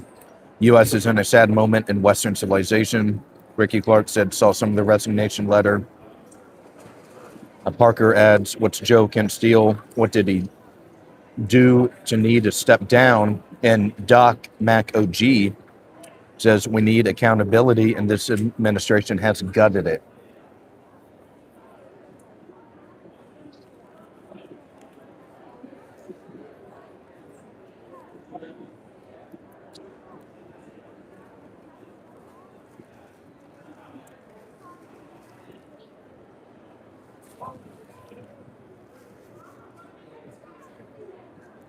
So Joe Kent resigned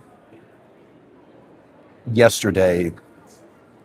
He very strong resignation letter. He resigned in protest of the war in Iran. So said he didn't support the conflict and couldn't be a part of the admin anymore because of it.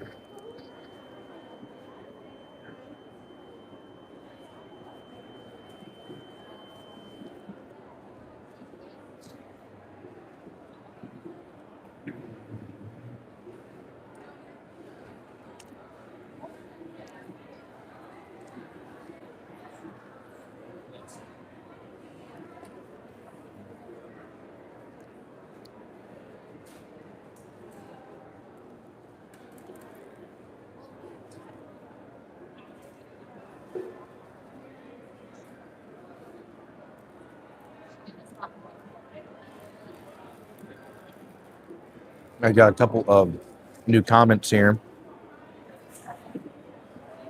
Paul says, helping your enemy used to be called treason. Now it's being a Democrat. Doc Mac OG says Trump has no idea what's going on. He thinks prices are down. He really thinks gas is cheaper. He really thinks homes are cheaper. He is told by these things by his cabinet. Kat says, who is Joe Kent? Joe Kent he wasn't the Trump admin. He wasn't a cabinet member, but he was worked in counterterrorism department, and he resigned yesterday in a protest of the war in Iran. So, good question, Kat. Amor says, what can be done to support the USA to help the country recover? I think Parker makes a good point there. To bring the system back, it's just going to take a lot of people like us that care to try and fix it.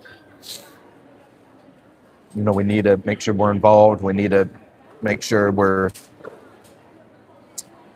making good connections with people, being smart with how we act, right? Just everyday stuff as well. And make sure that people are aware of what's going on.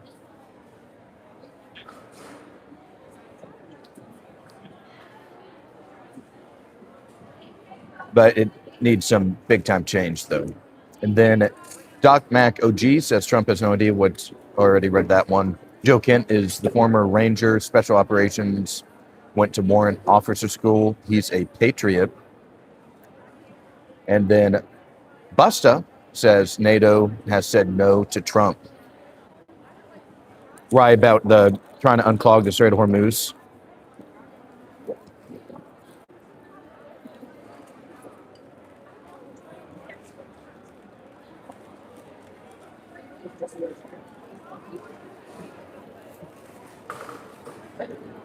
Ricky Clark says they need to behave in Congress. I know that.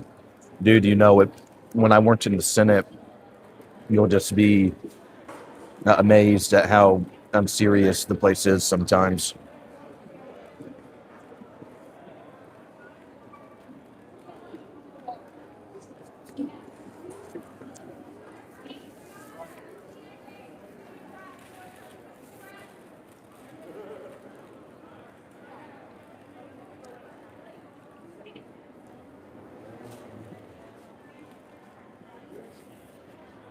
Doc Mac OG says Congress used to have a code of ethics. Now it's code of who pays for my election bid. Yeah, the donors that running the show. Absolutely. That's the name of the game, sadly.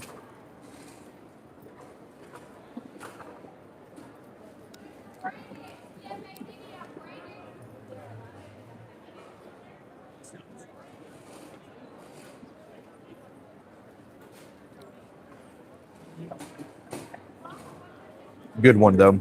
Absolutely. Sometimes there's a lot of problems going on. Hey everybody, if you're just now new to the stream, we are in here chit-chatting about politics, talking about Congress, the United Kingdom, James Fishback, Tucker Carlson, Joe Kent as well.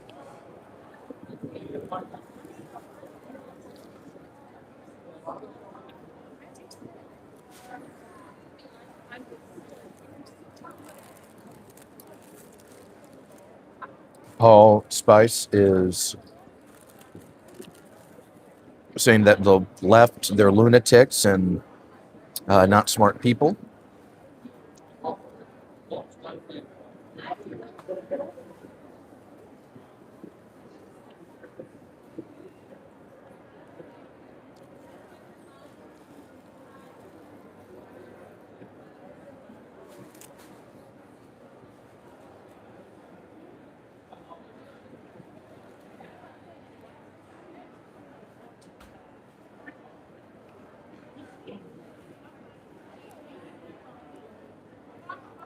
Busta says UK gone sloppy, new Starmer would be a clown. And Ricky Clark adds, the holidays on taxpayers' dime needs to stop.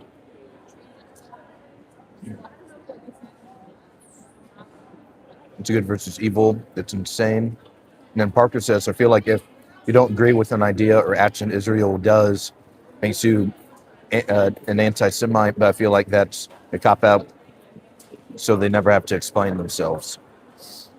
That's what James Fishback was essentially saying.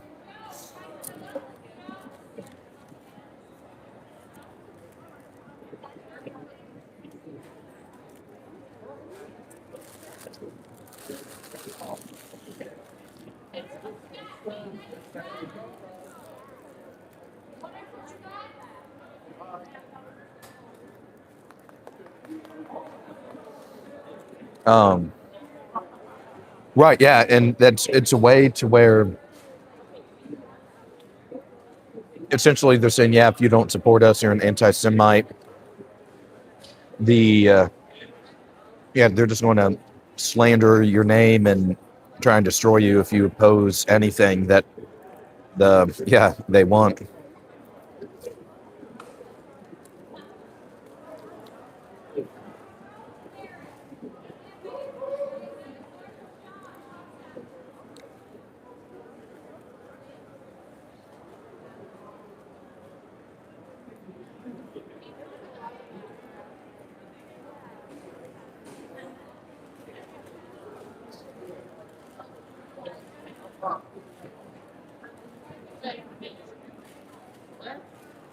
More 890 says at this stage, I think the U.S. needs a female president Kamala was not the right candidate, and neither is Trump.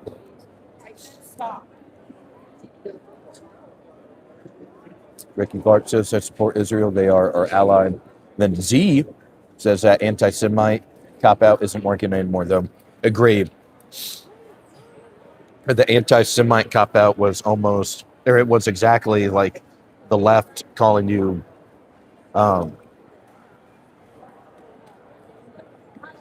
left calling you racist if you supported mass deportations or something like that. So just kind of ran out of steam.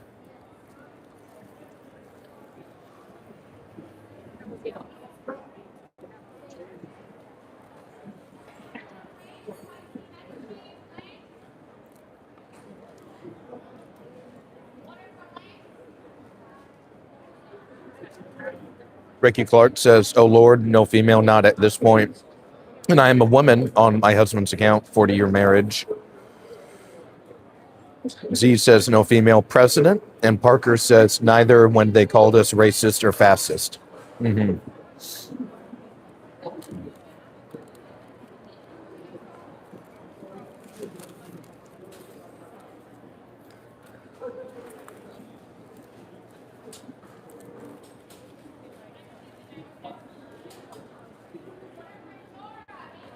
Then a more laughing at Ricky's message.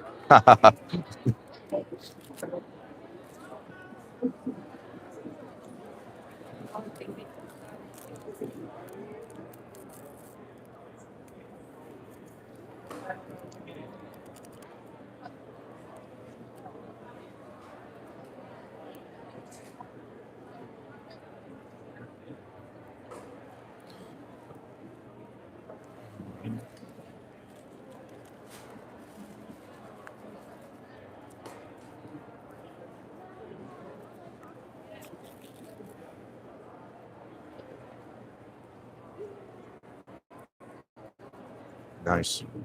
There we go, baby. Well, that coffee will cool down a little sooner now. But okay, let's see what's new. And Z says, yeah, the words all lost their meaning because of overuse and misuse. Absolutely. Yeah, it makes it totally worthless. Busta says, what's coming to USA this year for the World Cup? But I changed my mind. No trip to USA, going to Canada instead. Huh, that's funny, Colonel.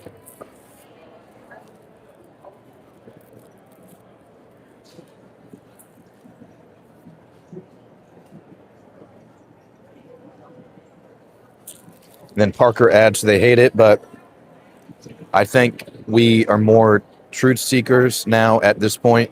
We are no longer the sheep and their cattle, just like in Bug's life. And Z seconds that. And Busta says, yes, I'm from the United Kingdom and England. Very cool. We've had several people from the United Kingdom on the stream so far today. So must be developing a little bit of a fan base over there. Pretty cool stuff. Z says, yes, Parker, truth matters now more than ever, and the left destroyed consensus reality. Yeah, that's why we started the channel, is that the truth is our strongest weapon.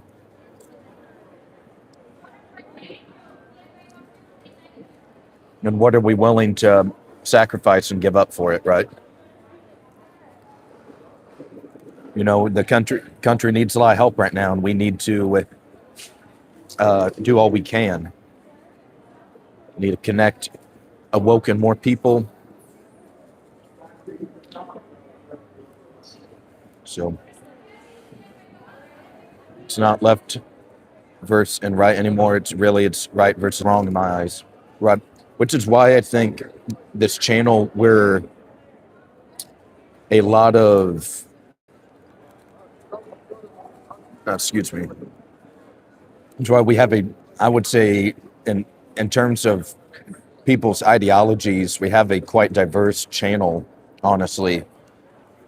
Because even though, like, yeah, right, most of us are right wing, there are a good chunk of left wingers as well who will. I notice they'll return and they'll debate other people in the chat. So that's the goal. Is that we need to. It's a big tent coalition. What we're trying to do without compromising. Have them come to us, but without compromising our beliefs. Right. Nick Morris, 2741, said, "You sound like the truthers asking for Obama's birth certificate."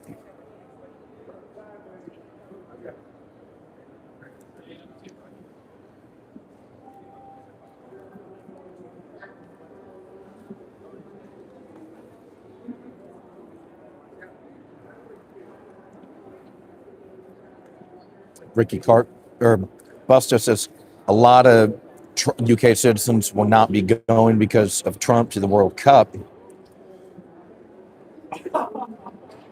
And more, or Ricky Clark says, I would imagine in a few countries you are reaching people probably more than you think. A lot of people just don't commit. A more 890 says, my main concern with the U.S. is Boeing. What happened to such a great aircraft manufacturer? Z says that's unfounded. At Nick, then Bob Bunny, 8722 says, Busta, that's great to hear. USA wouldn't want them. And then Busta's asking why.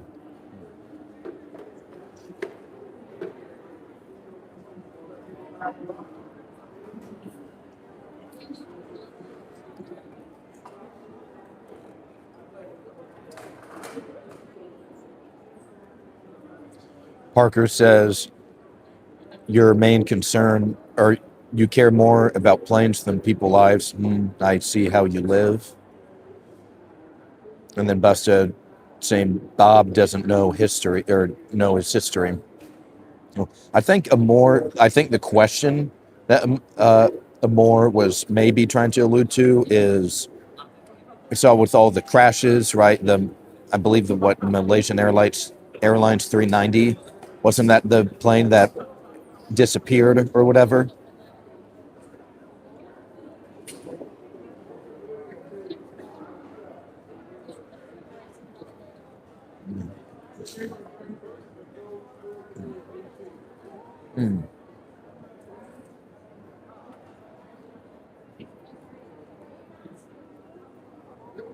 Oh, comment. Okay, I got you now.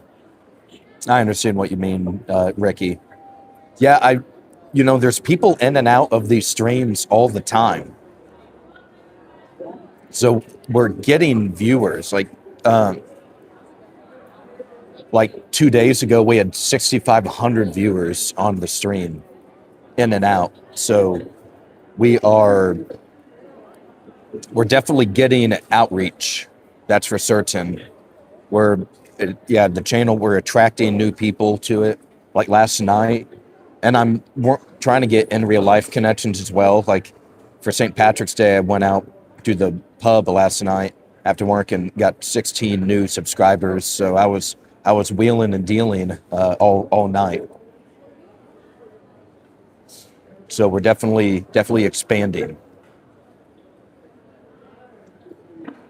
Yeah, we're almost at 600. There's a chance by the end of this stream we'll be over 600. Just depends on how many we have right now. But we're close though.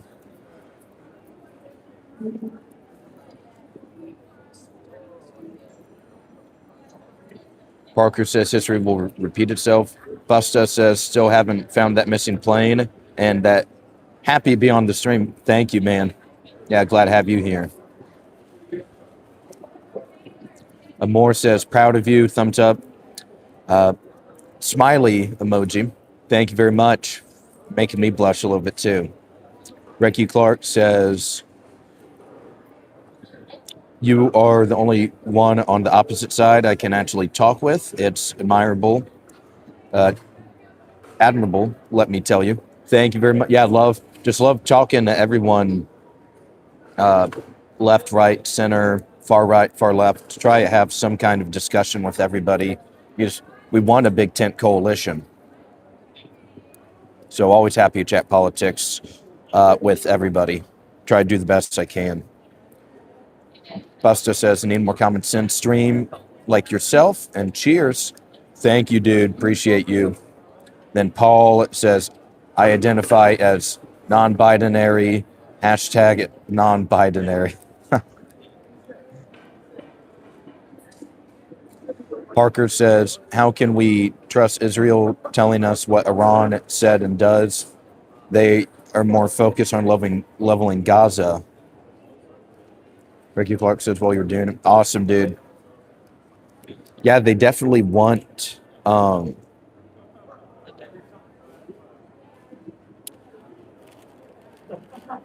sorry. Nick Moore says, what options do you think America has to back out of the war with Iran, or do you so not classify it as a war? I'd say it's a war. Maybe in the technical space, maybe on paper it technically might not be, since it's not declared by Congress, but it is a regime change war, regime change operation, if people want to call it that. But right now, I don't see how we do get out of it. That's some of the problem, is that we're kind of stuck right now. Because the Strait of Hormuz, that's not going to get simpler anytime soon either. So we're kind of stuck in that department there. And we're also, and if we leave without toppling the government, then it's a victory. I'm using air quotes, but like a victory for Iran. Like they could go back and say, the U.S., they bombed us this many thousands of times. They killed our supreme leader. They sunk our Navy. They destroyed the Air Force. But they still couldn't, at the end of the day, they couldn't bring us down. And it's a major, the regime is just going to grow more powerful. And think of like that Family Guy episode, the Amish one, where Peter has the he's fighting the Amish, and he uses the rocket blaster to blow up the barn, and they just immediately rebuild it. That's what the Iranians, that's what they would do with their missile platforms, their drones, their Navy, their whatever. They're just going to go back to just go right back to the factories and try to rebuild it. So yeah, we're kind of stuck in that sense, I'd say.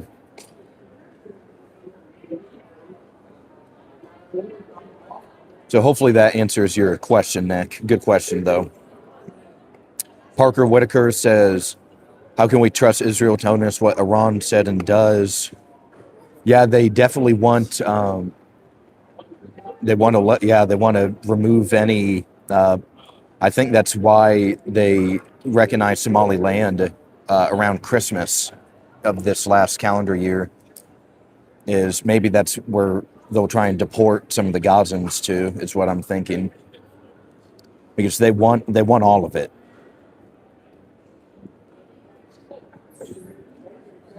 Busta asks, what's the price of petrol gas in the USA? I don't have a car right now, so I know it's up about $1, though, from what it was this time before the war, this time last week or something.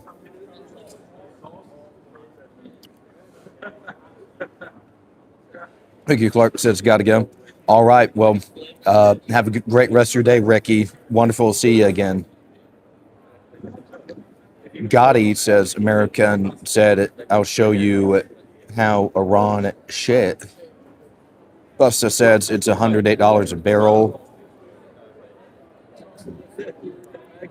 Magnet says, no, we are not. We need to leave. We need to apologize. We need to give them reparations. We need to show the world we see that we were wrong. Parker says, resulting in significant casualties and destruction, often aiming to achieve political, economic, or territorial goals. Right. Mm-hmm.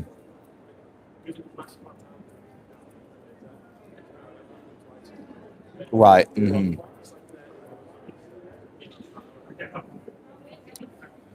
Colonel says Iran, they've been 2 weeks away from the nuclear bomb for the past 3 decades. Yeah, we've heard that one before for sure. Good one, Colonel. Busta says it's all media blackout news channel in the United Kingdom. It's Sky News, BBC News. And Parker says put definition of war in the chat.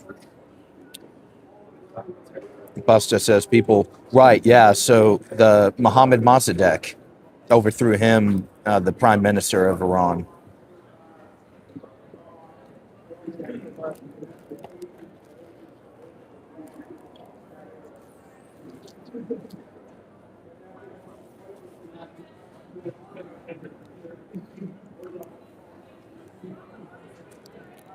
That's right.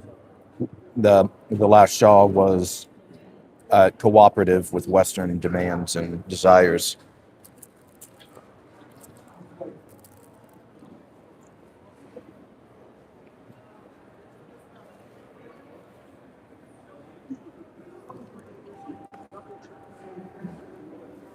Absolutely, you make a good point there, man.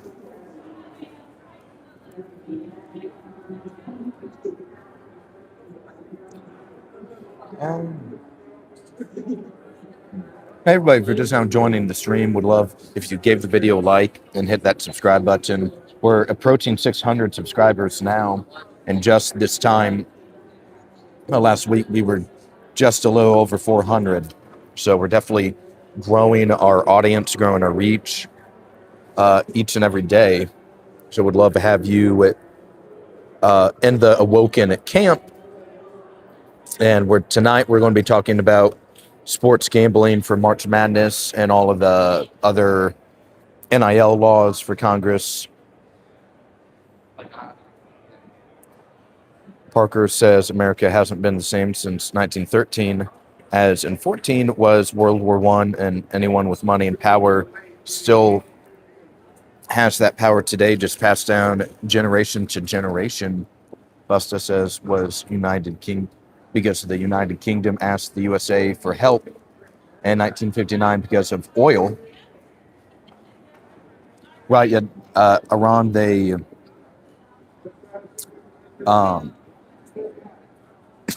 excuse me. Yeah, they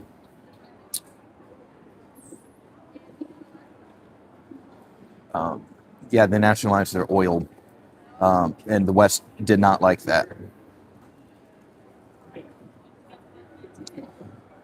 Smelly 2036 says 2 things that will never get old are Charlie Kirk jokes, and Charlie Kirk says USA got ran over. Amore says I think USA should fix their domestic problems before looking outward, find solutions to its core problems, do introspection. Right, that's a big dynamic of our channel.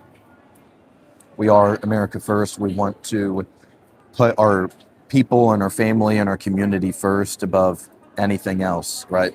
Whether it's foreign countries or big pharma, big whatever. Our citizens, we pay the taxes for this, supposed to be this reason.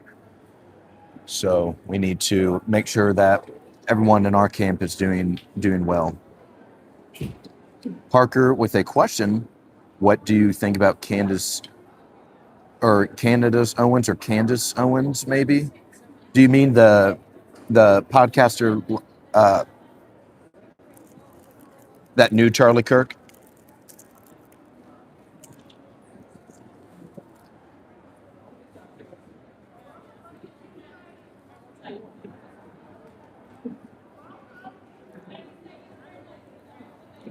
Yeah, podcast. Okay.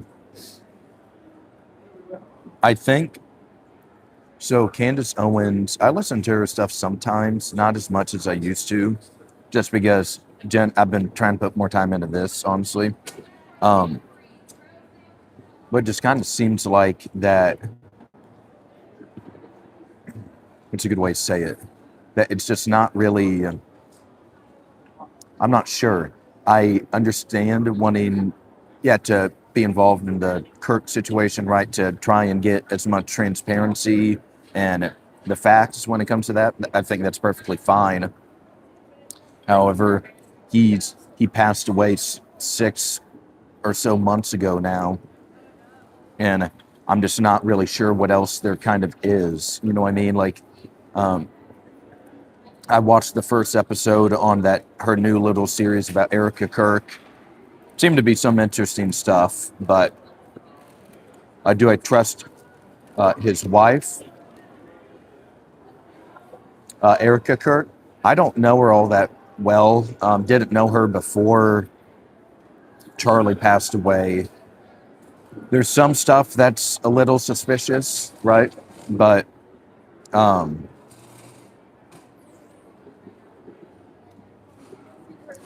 yeah, it's just a little, yeah, there's some stuff that I think can raise eyebrows and I think is, like I said, valid to ask questions. But now it's been a long time and I'm just not sure what else. You're kind of scraping that barrel, you know what I mean? And there's just you're not going to get that much stuff out of it anymore, I think. So.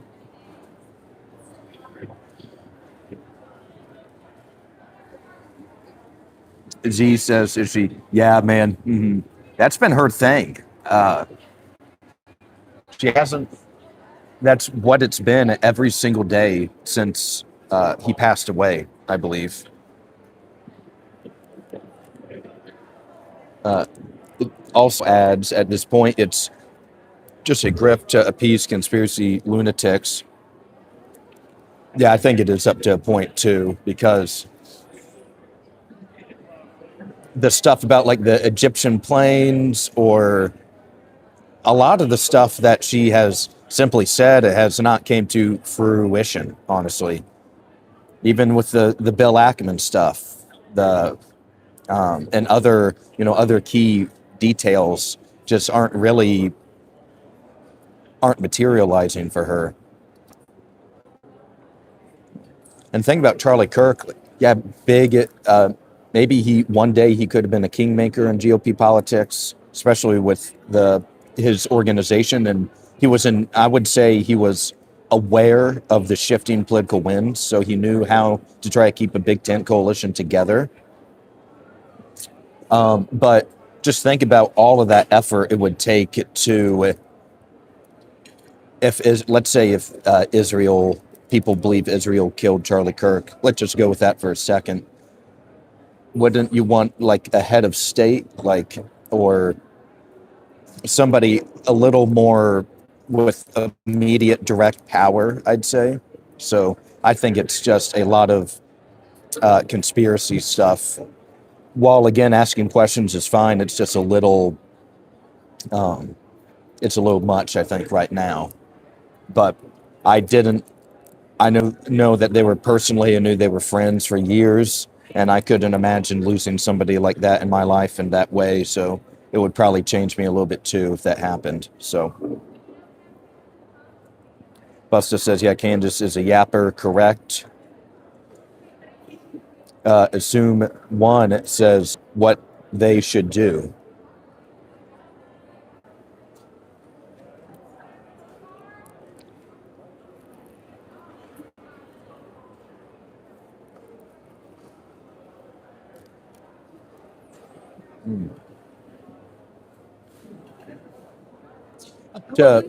Around 50 of you guys have voted in the poll. Not as many, probably not as many people are familiar with this Joe Kent situation yesterday. Not sure if you guys had a chance to check out the statement, but it seemed pretty damning, naming Israel in particular multiple times on that Trump was pushed into this conflict with Iran by Israel.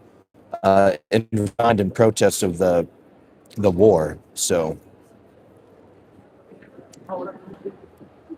Smart mom.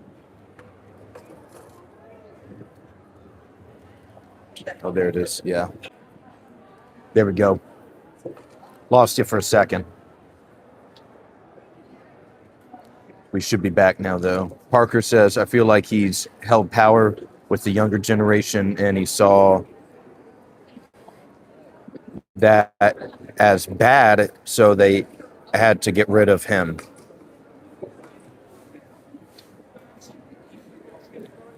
Yeah, like that would kind of add up, right? But I just think it's a see, Israel has never been more unpopular in the United States than it is right now. And like we at the beginning of this stream today, we were live streaming James Fishback running for governor of Florida, explicitly calling out Israel several times, saying it, asking the president to even address a joint session of Congress to explain the reasoning why we launched these attacks, and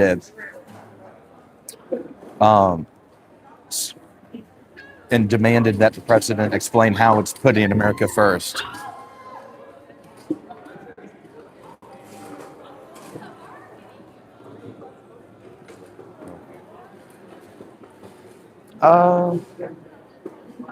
Sorry, a lot of stuff going on here.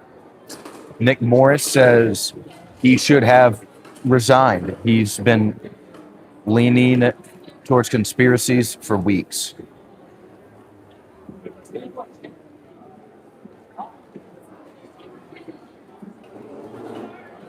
Assume one says, how many?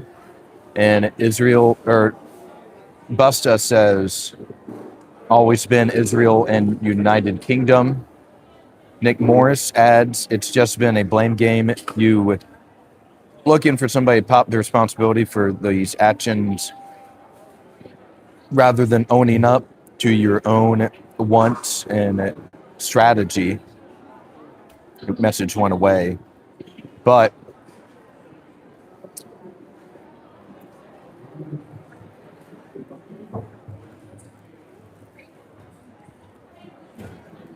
and Buster says not USA. Gotcha. Okay.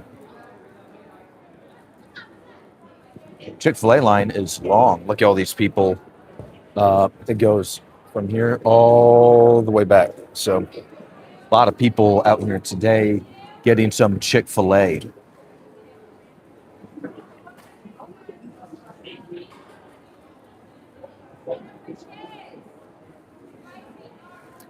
Parker says, do you believe in Article 2, Section 4 should be implemented?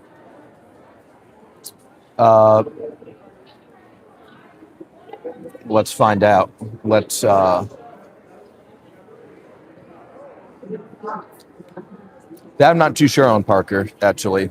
Good question. You kind of stumped me a little bit. Can you awoken me to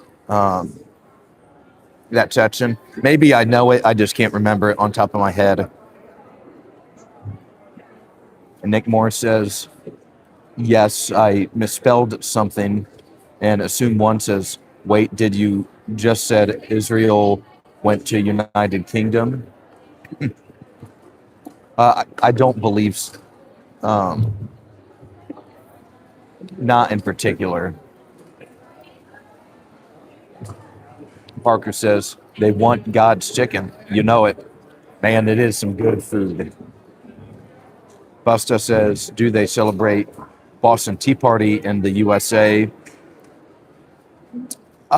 Maybe not the particular event, but we have our Independence Day. So I'd say yes, yeah. It's just all kind of wrapped in on Independence Day, July 4th.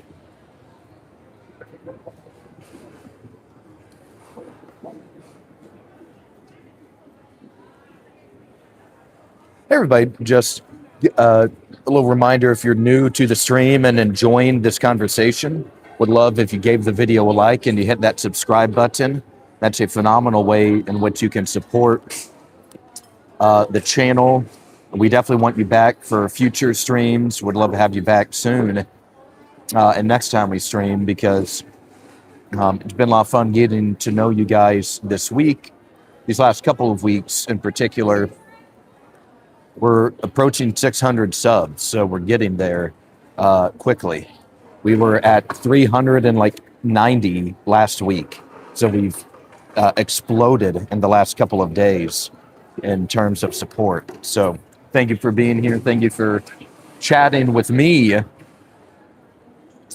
Been a lot of fun getting to know you guys as well. So thank you for all of your help. Buster says it's called Balfour Treaty.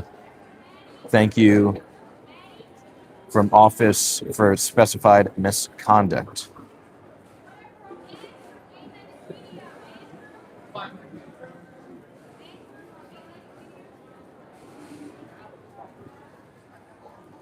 Cheerio, bless you. Are you eating Cheerios right now?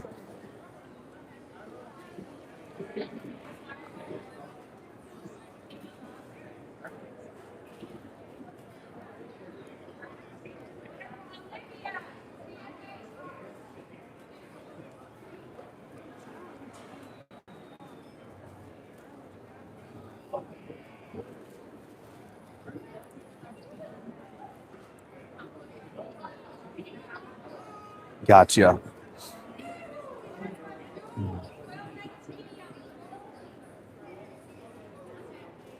Parker says had to separate both texts because it was too long. Buster says no, it's like saying thanks for your stream in Old English. Ah, gotcha. Okay. Yeah, Parker. Yeah, one or more of your messages didn't make through or get through. 95 or the Office of Specified Misconduct, that message made it. But if there was one before that, it got swept up.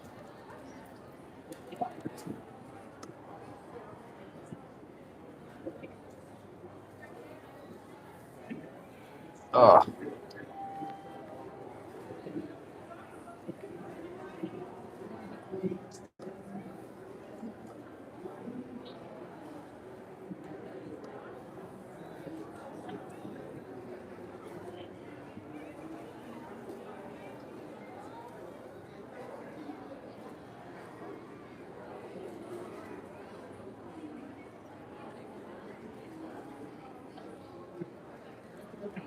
Yeah, Parker, the most recent message we see from you is I don't know if it's going through.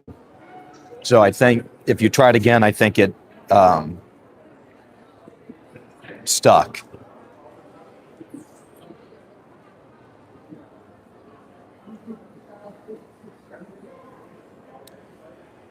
Ziza, yeah, they need to make this filtered, not snag as much stuff. It really should only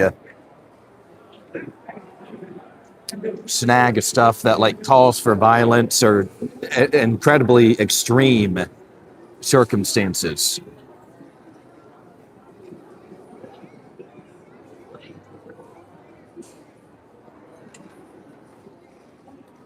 Oh, gotcha. Okay. Big M1C, welcome back. Welcome back. Thank you for joining the stream today.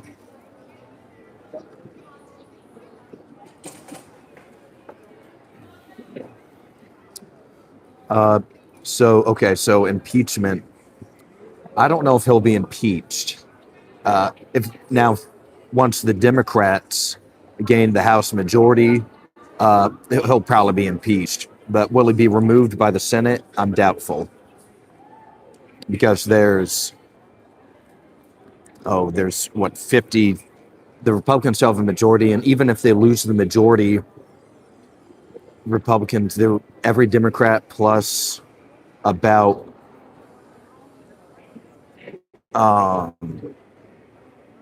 almost every like a dozen or like a dozen and a half of the Republicans would have to vote to convict as well. So I think it's unlikely he's going to be removed from. He'll probably be impeached. It's my guess come next calendar year, but right now, he's probably safe. Busta says, "What do you think about Marco Rubio?" He had a very nice address at the Munich Security Conference a couple of weeks ago. I liked that speech, but ultimately it is just kind of a speech, right? So,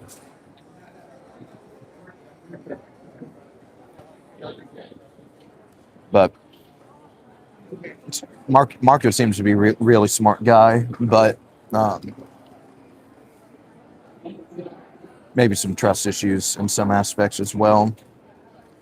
Busta says the president that got close to being removed from office was Nixon for the Watergate scandal, right? Mm-hmm. Yeah, he was going to be. Yeah, the Congress basically told him you can leave now because we will convict and impeach you. So he just took the deal to resign on his own and flee.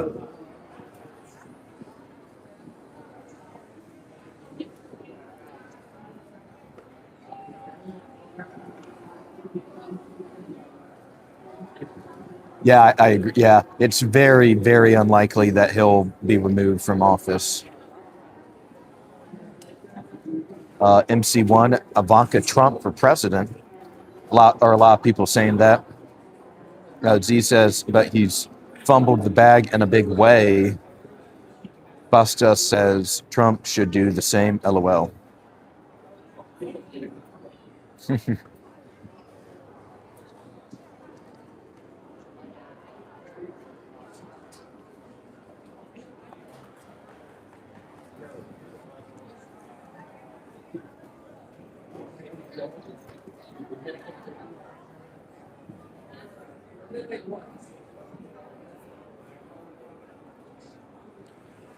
Yeah, a lot of people are saying he has fumbled the bag in a big way. So, a lot of people disappointed. There were probably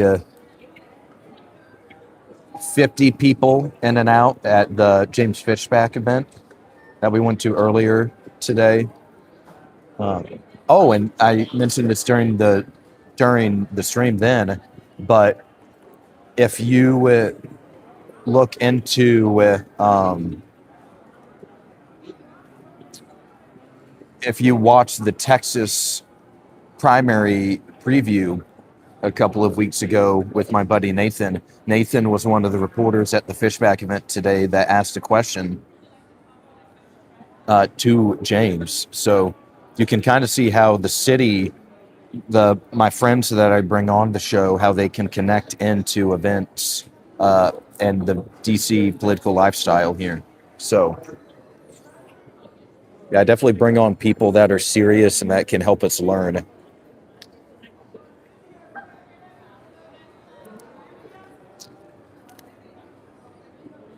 Yep, I agree, Z. Yeah, it's been a lot of. Yeah, he did have that huge mandate, right? GOP won the trifecta, the popular vote, had a lot of stuff going, and it's just totally disappointing. Is the only word, one of the only words you can really use to describe. So much political capital was used to get this into place, and nothing. It's not really working out.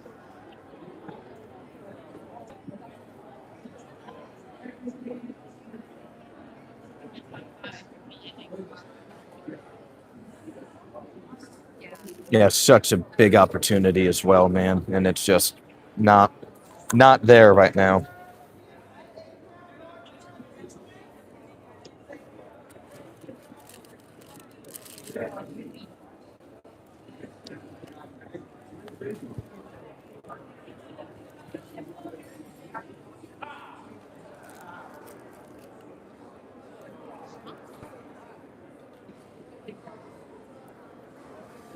Try not to black pill, but it is disheartening. Mm-hmm.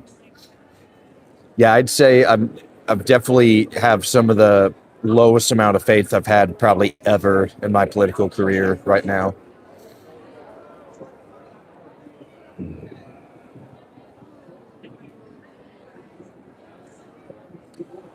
I'd say I'm white pilled. That's why I started the channel. Honestly, is that I still think we can do something.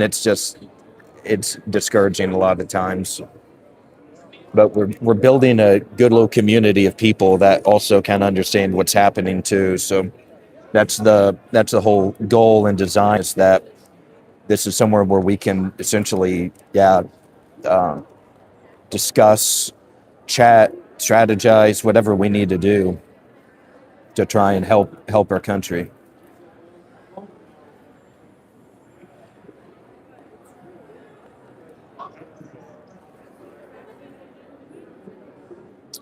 Okay, got a couple Busta with a couple of comments about Elon Musk. Parker, what about the Clintons? You should check. You see, Bill was reading through the Epstein list or the Epstein files the other day, and it looked, he got all excited. Like, I thought that was pretty funny. Check that out. And then Faraz, hey Faraz, what's going on, dude? Hello. You always look good, but today you look especially good. Thank you, brother. Appreciate you, man. Well, I hope your political career goes well. I will pray for you. Thank you, man. Appreciate that. And Z says, I think we can do something, just not with the current system. It's why I'm neo-reactionary.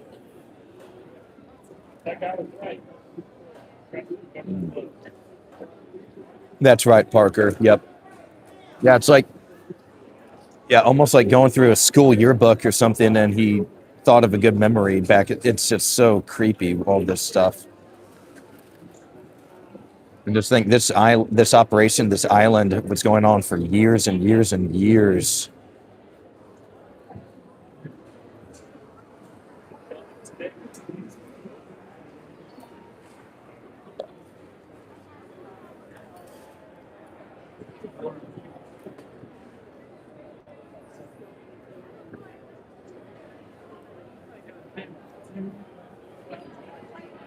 Faraz says, as an Iranian, I am very happy to see Joe Kent resign.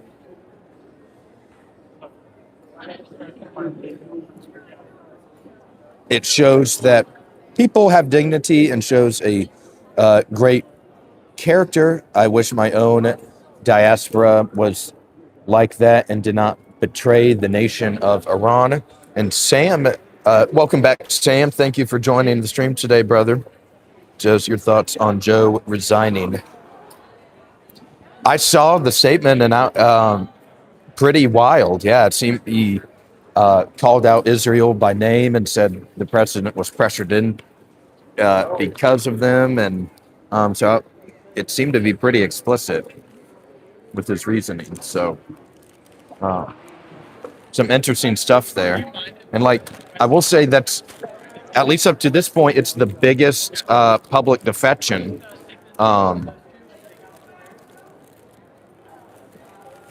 within the admin itself. So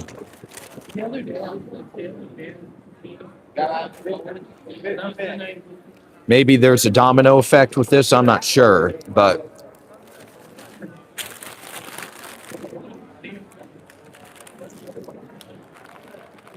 it's at least good to know a couple people are opposed to the war.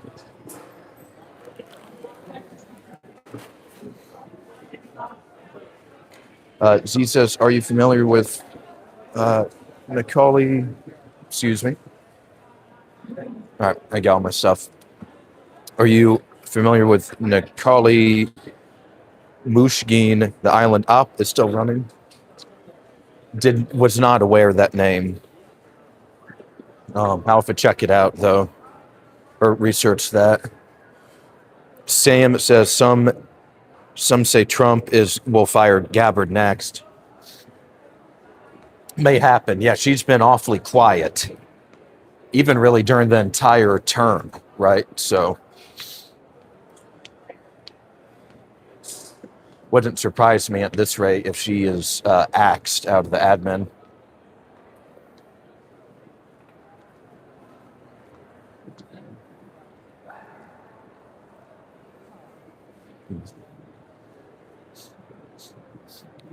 Busta says, Trump is a businessman, not a politician.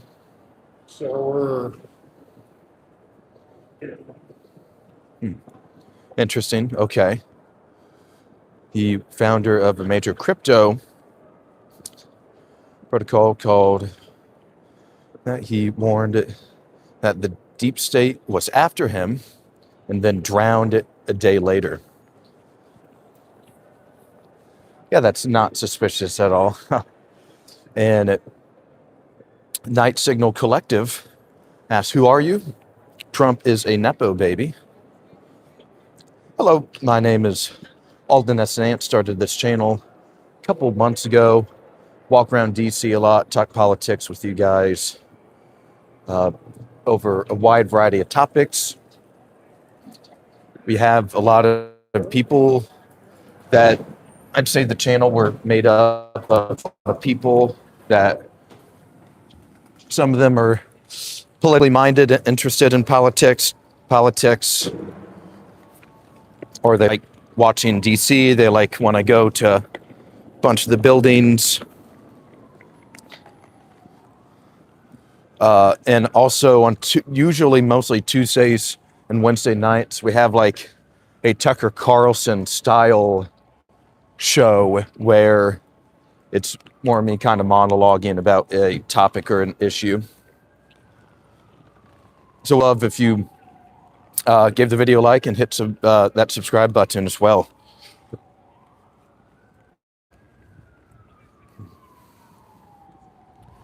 Cole,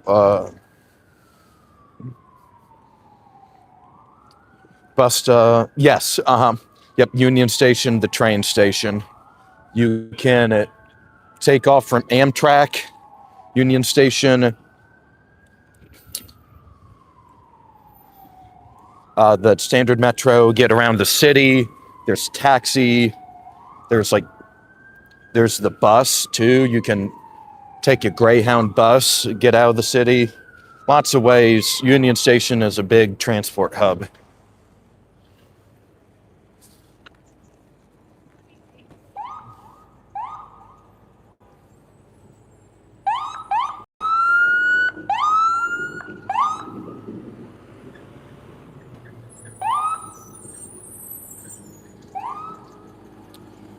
Night Signal Collective says,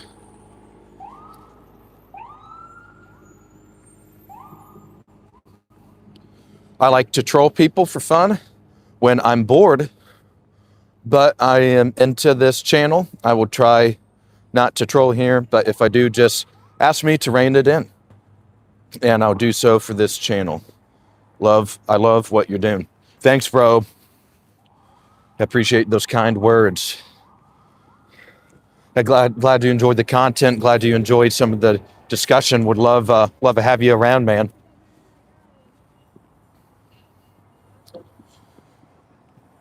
And Z says he specifically said that the pedophile elite were running a blackmail operation in the Virgin Islands, and his girlfriend was a spy. This happened back in 2021.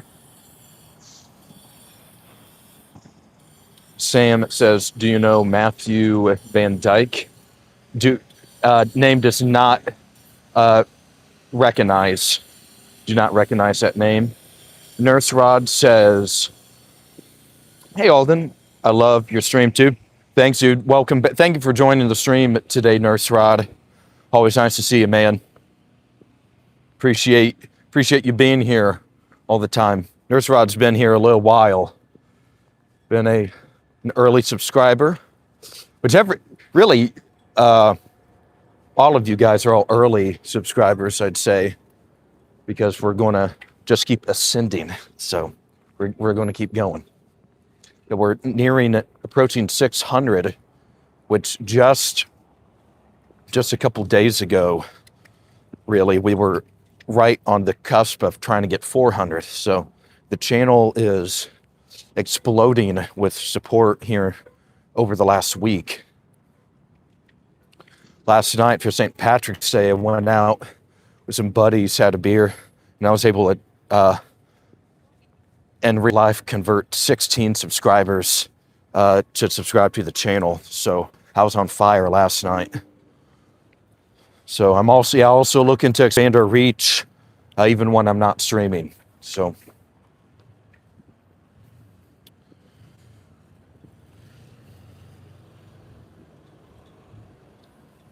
Parker Whitaker says, are you looking for an intelligence analyst? I was looking for smart people chit chat politics with, but maybe not a position though right now. I'm still very early on in this channel.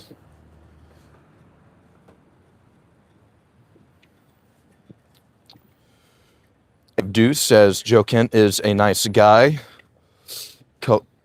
Nice Signal Collective says, and as far as trolling goes, I just like to find some stupid thing to say, copy it, and just do a lightning round where I paste it and send it and then swipe up to the next one without waiting. Elvis asked, sorry, lost connection real quick. Parker says, or if you're looking to keep an information broker. Nurse Rod says, I keep getting thrown out of the stream and I don't know why. Huh, that's annoying. Wonder why it's doing that. It's thrown me out of the stream a couple times as well.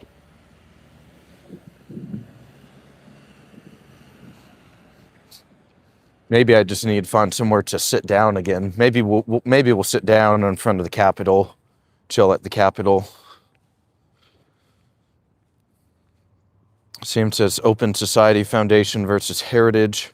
Who is more effective projecting its agenda on people's lives? Night Signal Collective. Personally, it seems like all the ultra wealthy / powerful all have the same priorities. What's good for the goose seems to be good for the gander. Democrat / Republican doesn't seem to matter all that much.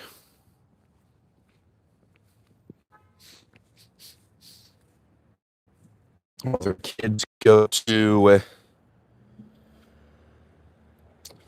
Sorry, Elvis here. Here, I'll get your question here in a sec. Just want to read all the other comments first. Then I'll get to your trickle-down economics question. All their kids, same schools, don't need to be in cahoots, per se. These people who are born wealthy end up bored with everything and have to find extreme ways to entertain themselves.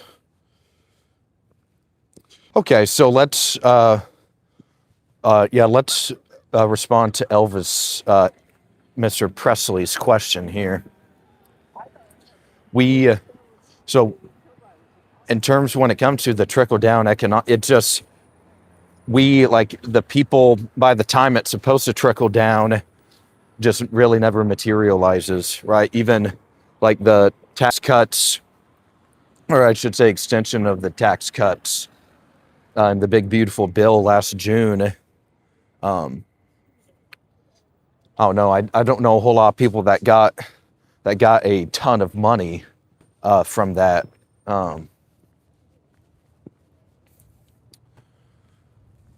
So yeah, it just kind of seems to be doesn't work for the day-to-day American, I'd say.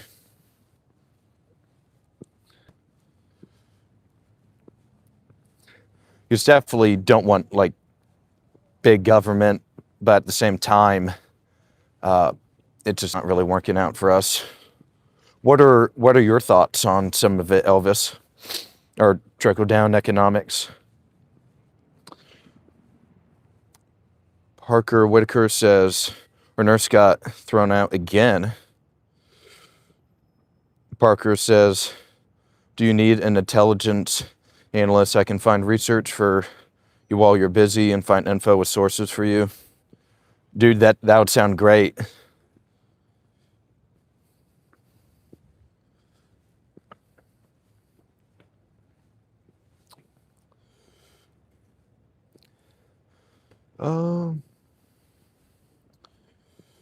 Let's read a couple.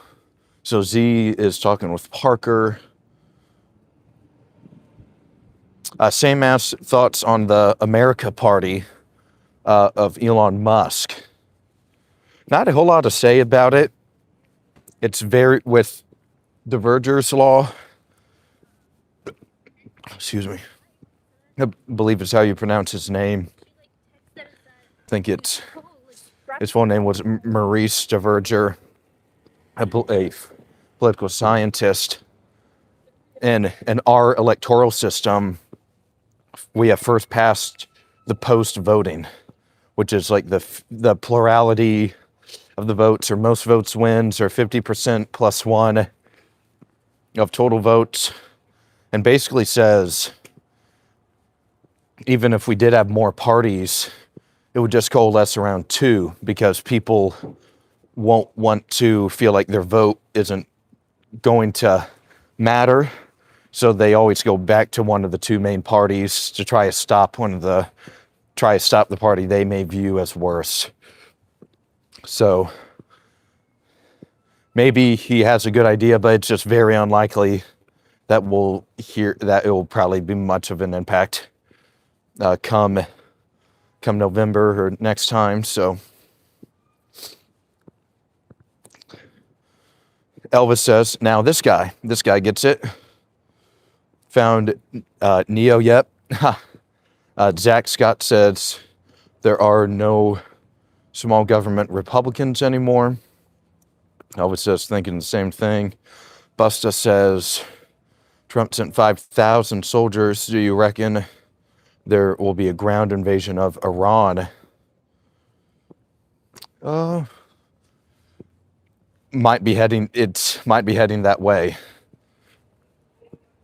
I'm not sure how likely it is right now, but as of now, the Iranian regime is still standing. It hasn't been toppled. So in terms of Washington's calculus, that's not good enough. So it's either we leave or we escalate.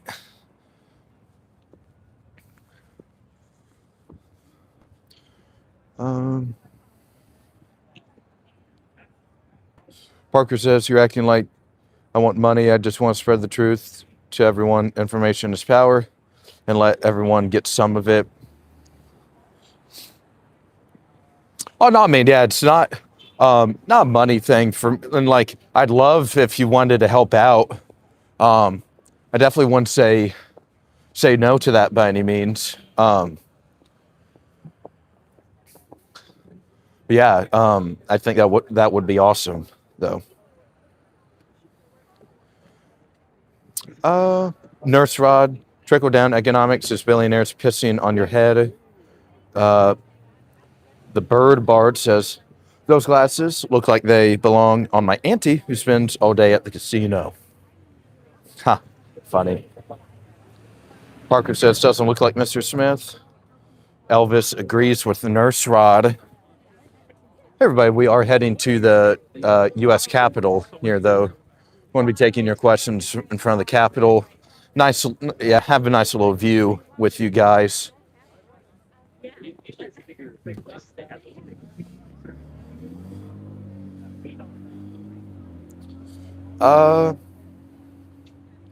Sam says, your thoughts on if Groypers are an asset or liability to the Republicans? That's a good one.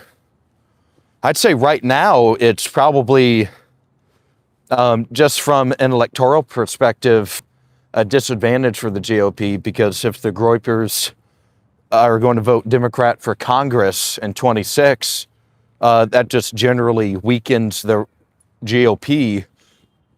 But maybe long term,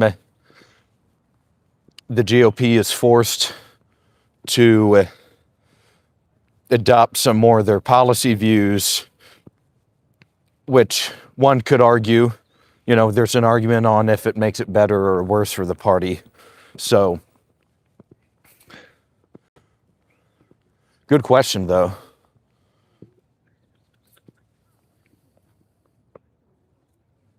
Oh, Parker said, no, not you with the money comment. It was to the other guy saying AI is cheaper. I must have missed that. Oh, yeah. I was standing in that line over there.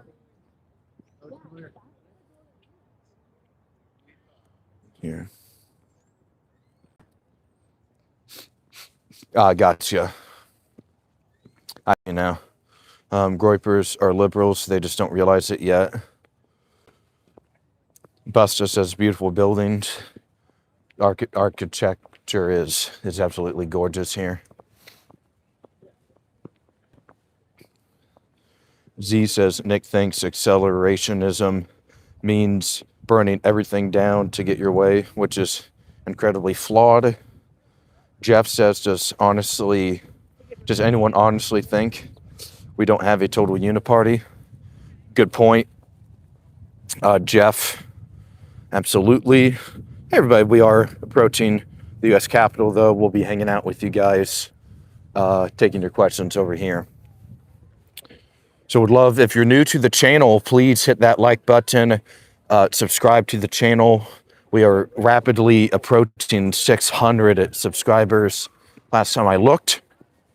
So would love to have you a part of the team as we continue to expand our reach. So thank you very much for hanging out with us today here on. You're good. Let's see. Nurse Rod says, what are Groyper views? It's a lot of... I know how to say them, but I don't...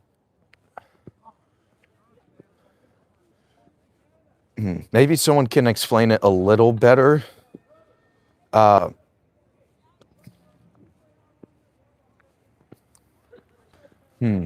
Maybe the best way... I'm trying to think of a simple way to describe it. It's like very... I'd say they would be maybe willing to compromise with left on economic reasons to get some social views implemented. More right-leaning social views. I'd say that's probably not the best way to describe it, but it's a different kind of right-winger. Charles Buddington says, hello, I'm a dumb moron that who thinks I help myself by saying this, that, stupid comment. Busta says, do you think Ronald Reagan was best USA president? No, I wouldn't say so.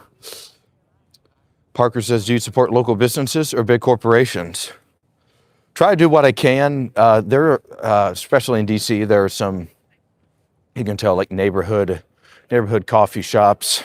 Always, try to go with those, but sometimes it's unavoidable that there are only corporate places to maybe shop in or purchase goods in.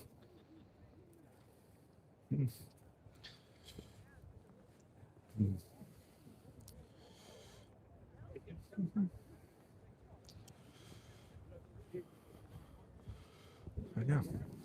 Hi, everybody. Welcome to the U.S. Capitol. Out here hanging out with you guys today. Lots of good amount of people walking around. Middle of the workday. Got the Supreme Court building right there, and the Library of Congress, one of the Library of Congress buildings right there as well. You have some of the House offices and the Senate offices over here. Here's the U.S. Senate, U.S. House, and then the Capitol building to top it all off.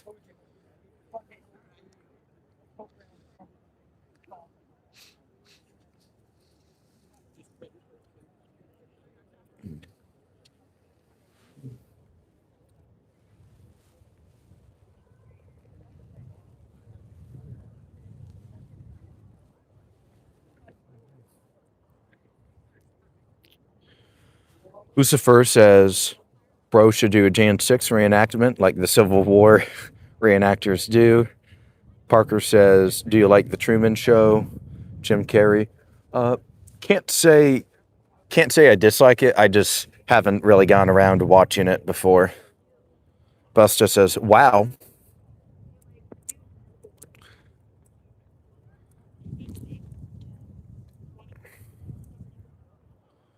Hey everybody, if you're enjoying the stream, would love if you hit that like button, leave a comment, join the discussion down below, hit that subscribe button as well. If you're new here, would love to have you. Would love for you to hang around on the stream a little bit. So thank you very much. We're out here just taking your questions. I'm going to be hanging out with you a little bit longer here today. Maybe another half hour or so.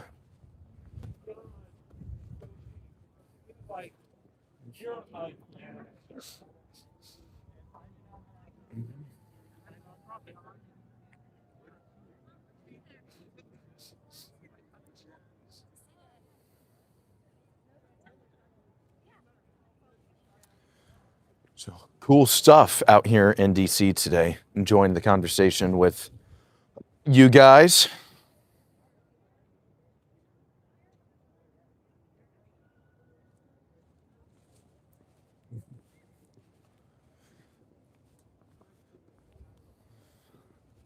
Yeah, we've been all morning, early afternoon, we've been discussing Joe Kent and his resignation yesterday.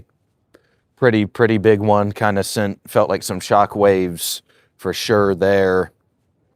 Also discussed at the very beginning of this stream, we're recovering or reporting, I should say, on James Fishback was in front of the Capitol building. We caught some of his remarks earlier today, and just got some coffee, had a little bite to eat at Union Station, hanging out with you guys there. Now we're back at the U.S. Capitol, hanging out with you guys. So would love to, join the party below. Another solid stream we're having today. So rapidly approaching 600 subs as well.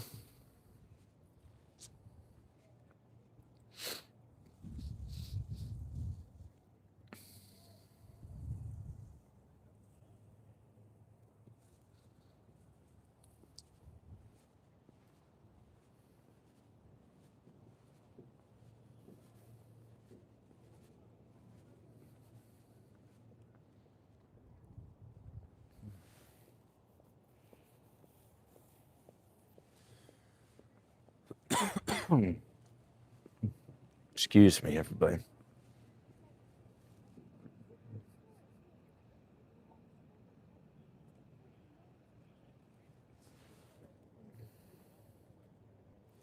Hey guys, I just checked.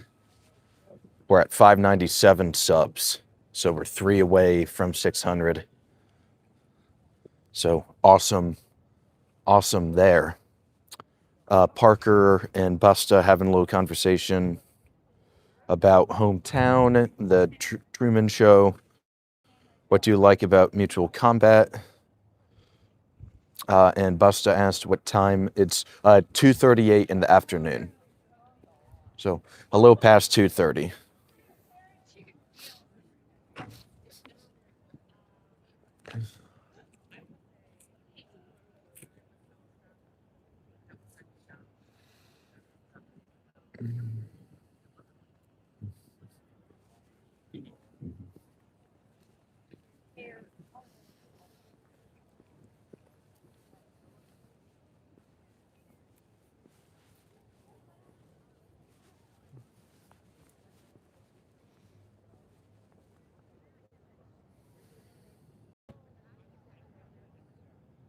Earl Chance 579 says hi. Hello, Earl.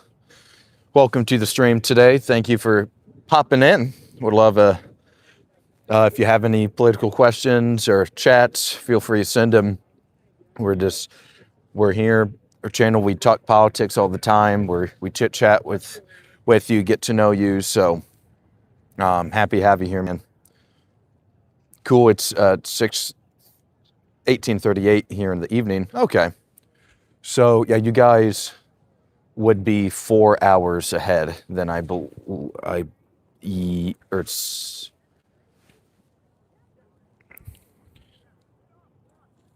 yeah, 4 hours. So Z says it seems like we can no longer trust the average voter to be properly informed. What do you think the solution is? That's a good point, and that's something that I think about sometimes, is that when I'm in DC and then I'll go like back home for a week or something, and like people are, it's not that they're ignorant or dumb. It's just their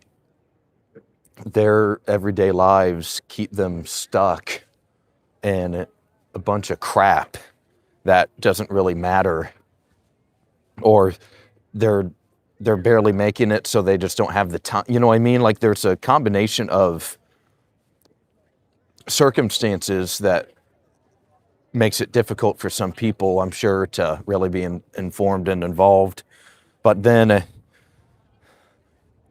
you already know that they're just going to, a couple months before the election, the culture war stuff will get them all fired up, and they'll be like, oh, yeah, you know what I mean? Like, it's just culture war slop. A couple months before the election, both parties will run it, get people all in a trance. So, yeah, that's kind of why I started the channel. Maybe we can have, like, because something I've noticed is that even people that don't agree with me or us or stuff they will stick around and listen, because the method and how we're able to have political dialogue is so effective and like welcoming as well. So I think we just have to find a unified way of talking to people about politics. I think that helps as well.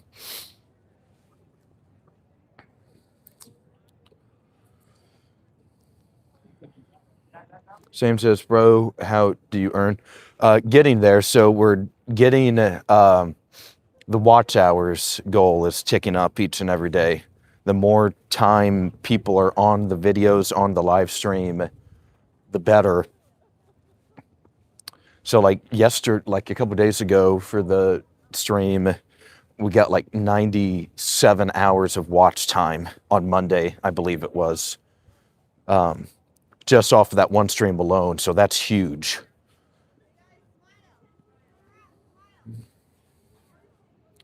Would you convict anyone in the Jeffrey Epstein files if you were president? Yes. Yeah, anyone with misconduct, misdoing, wrongdoing, they would be prosecuted and dealt with through justice and the law.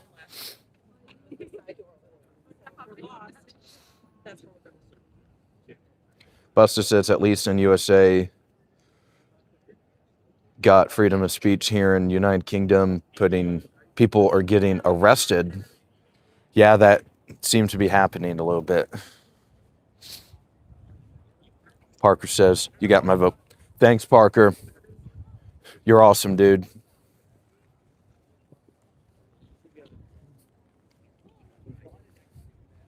Alrighty.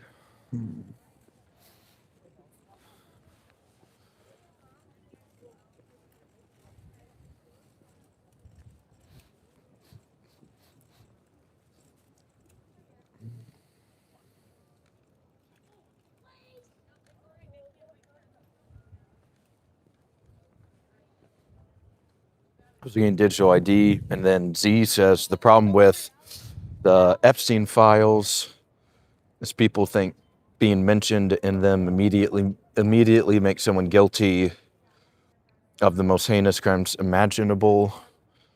Parker says, I think if you just ran on convicting everyone in the files, you would get the whole U.S. vote. Then Yuck asks, are you Men in Black? Absolutely, man. We're out here in D.C., Men in Black, patrolling the streets, taking your questions, getting to know you guys here on this Wednesday afternoon. Started the stream around 11:30 this morning, covered James Fishback. He conducted a speech on the Capitol lawn.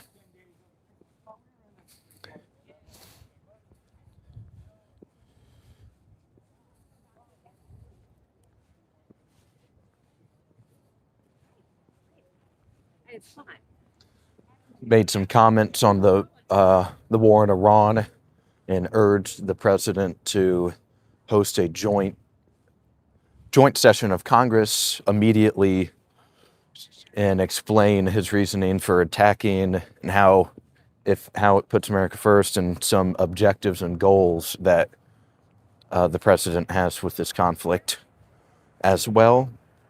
Z, don't hit us with the neutralizer. And Z says, see, just like that, convict everyone in the files. LOL, immediately vindicated.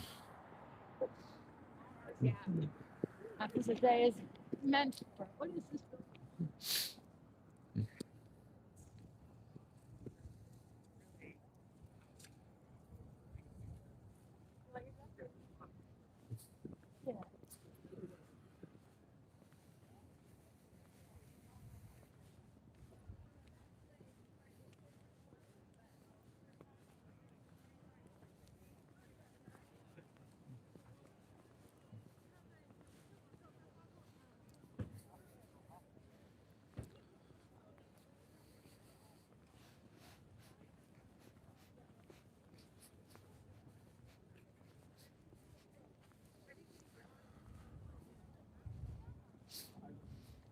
Parker asks, what's your favorite thing about DC and the thing you hate most there?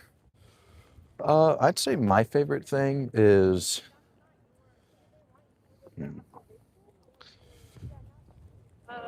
what's I'd say a little bit, kind of thing I love the most and don't like the most, I'd say a little bit, is the people side of it.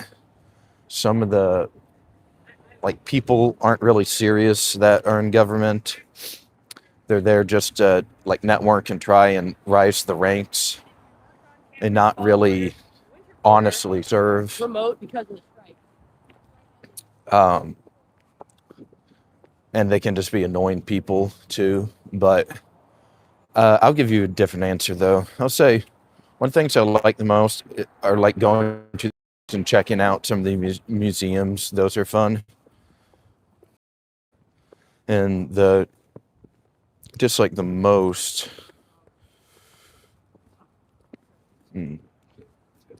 sometimes it can get really crowded and busy, and winters too.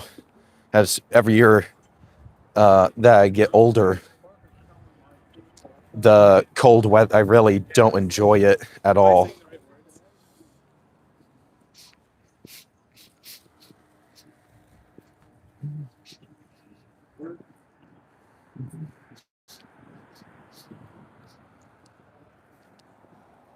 Right, yeah, that's a good point, Parker.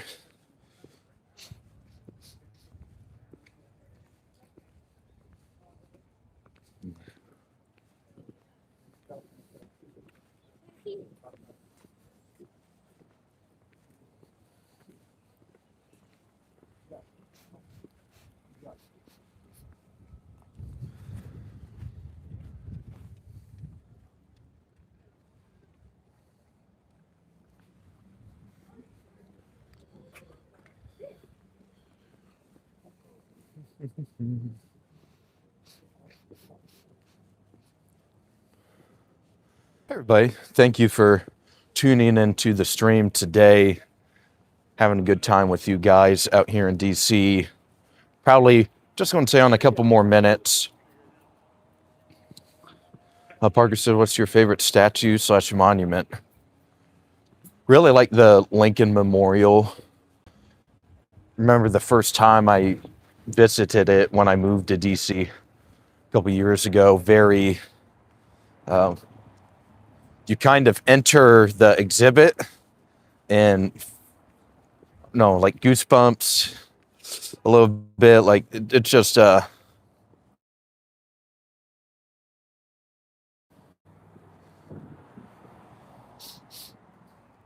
Buster says, thank you for your stream. I've subscribed. I hope you and the rest on here have a nice day and evening. Bye, folks. All right, Buster. Nice to chat with you, man. Thanks for subscribing. Appreciate you.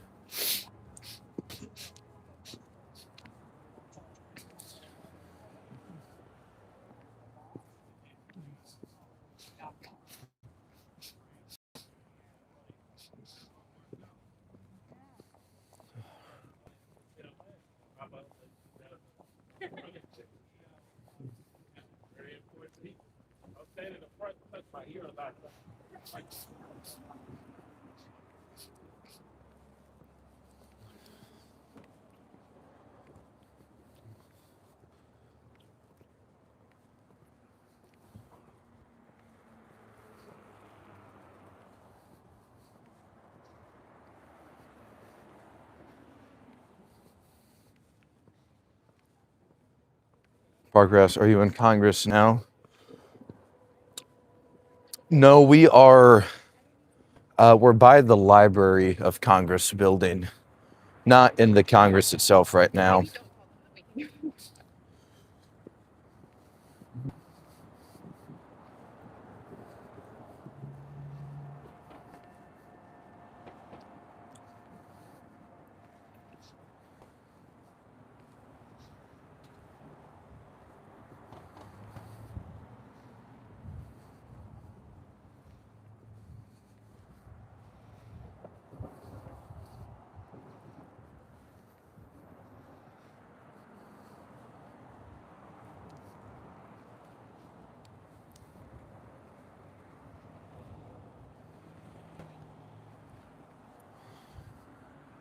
Parker says, I'm about to get work. Or are you doing the stream/live this evening? Yes, probably a little around 8:30, 8:45 this evening. I have my buddy Zach on the show, and we'll discuss sports gambling and NIL and all that good stuff. Kind of also talk about March Madness a little bit, the basketball tournament. So excited for that as well.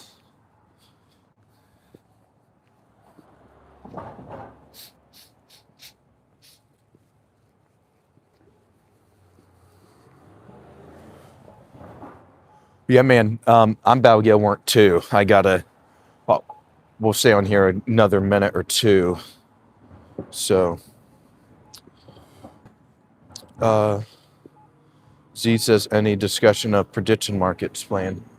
Yeah, we'll talk about that a little bit as well. Because I think he is like, I'm into sports up to a point. Like, I was an athlete in college, so like I still like sports, but the more I've like kind of devoted to politics, less time I've been watching sports. So he'll know a little more about some of that prediction market stuff than me. But I do know you can bet on pretty much everything now. Like, I remember back during the protests in Iran back in January, as if you could bet on if the supreme leader was going to be like overthrown from office even. So you can put money on pretty much everything, it seems like nowadays.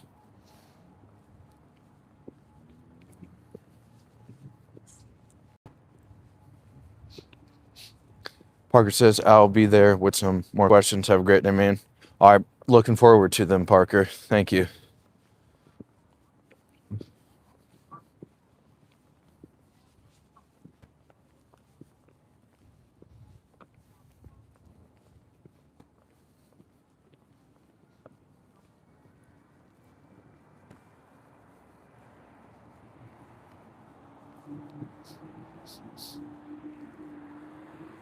Hey everybody, for just now joining the stream, would love if you left the video a like, hit that subscribe button if you're new.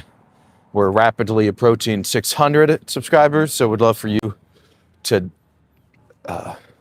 join the team, join the Awoken.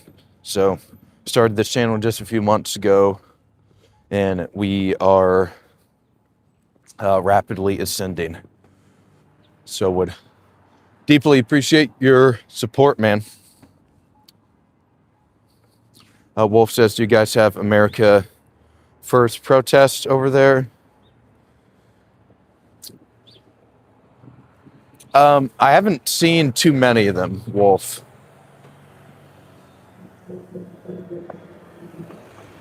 Then Z says, prediction markets are one of the best ways to find truth right now.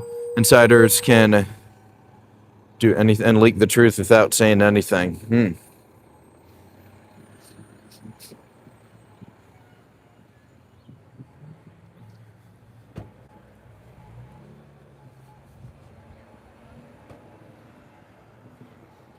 Yeah, and people kind of, they talk with their money, right? They're not going to invest in something that they think will probably fail too.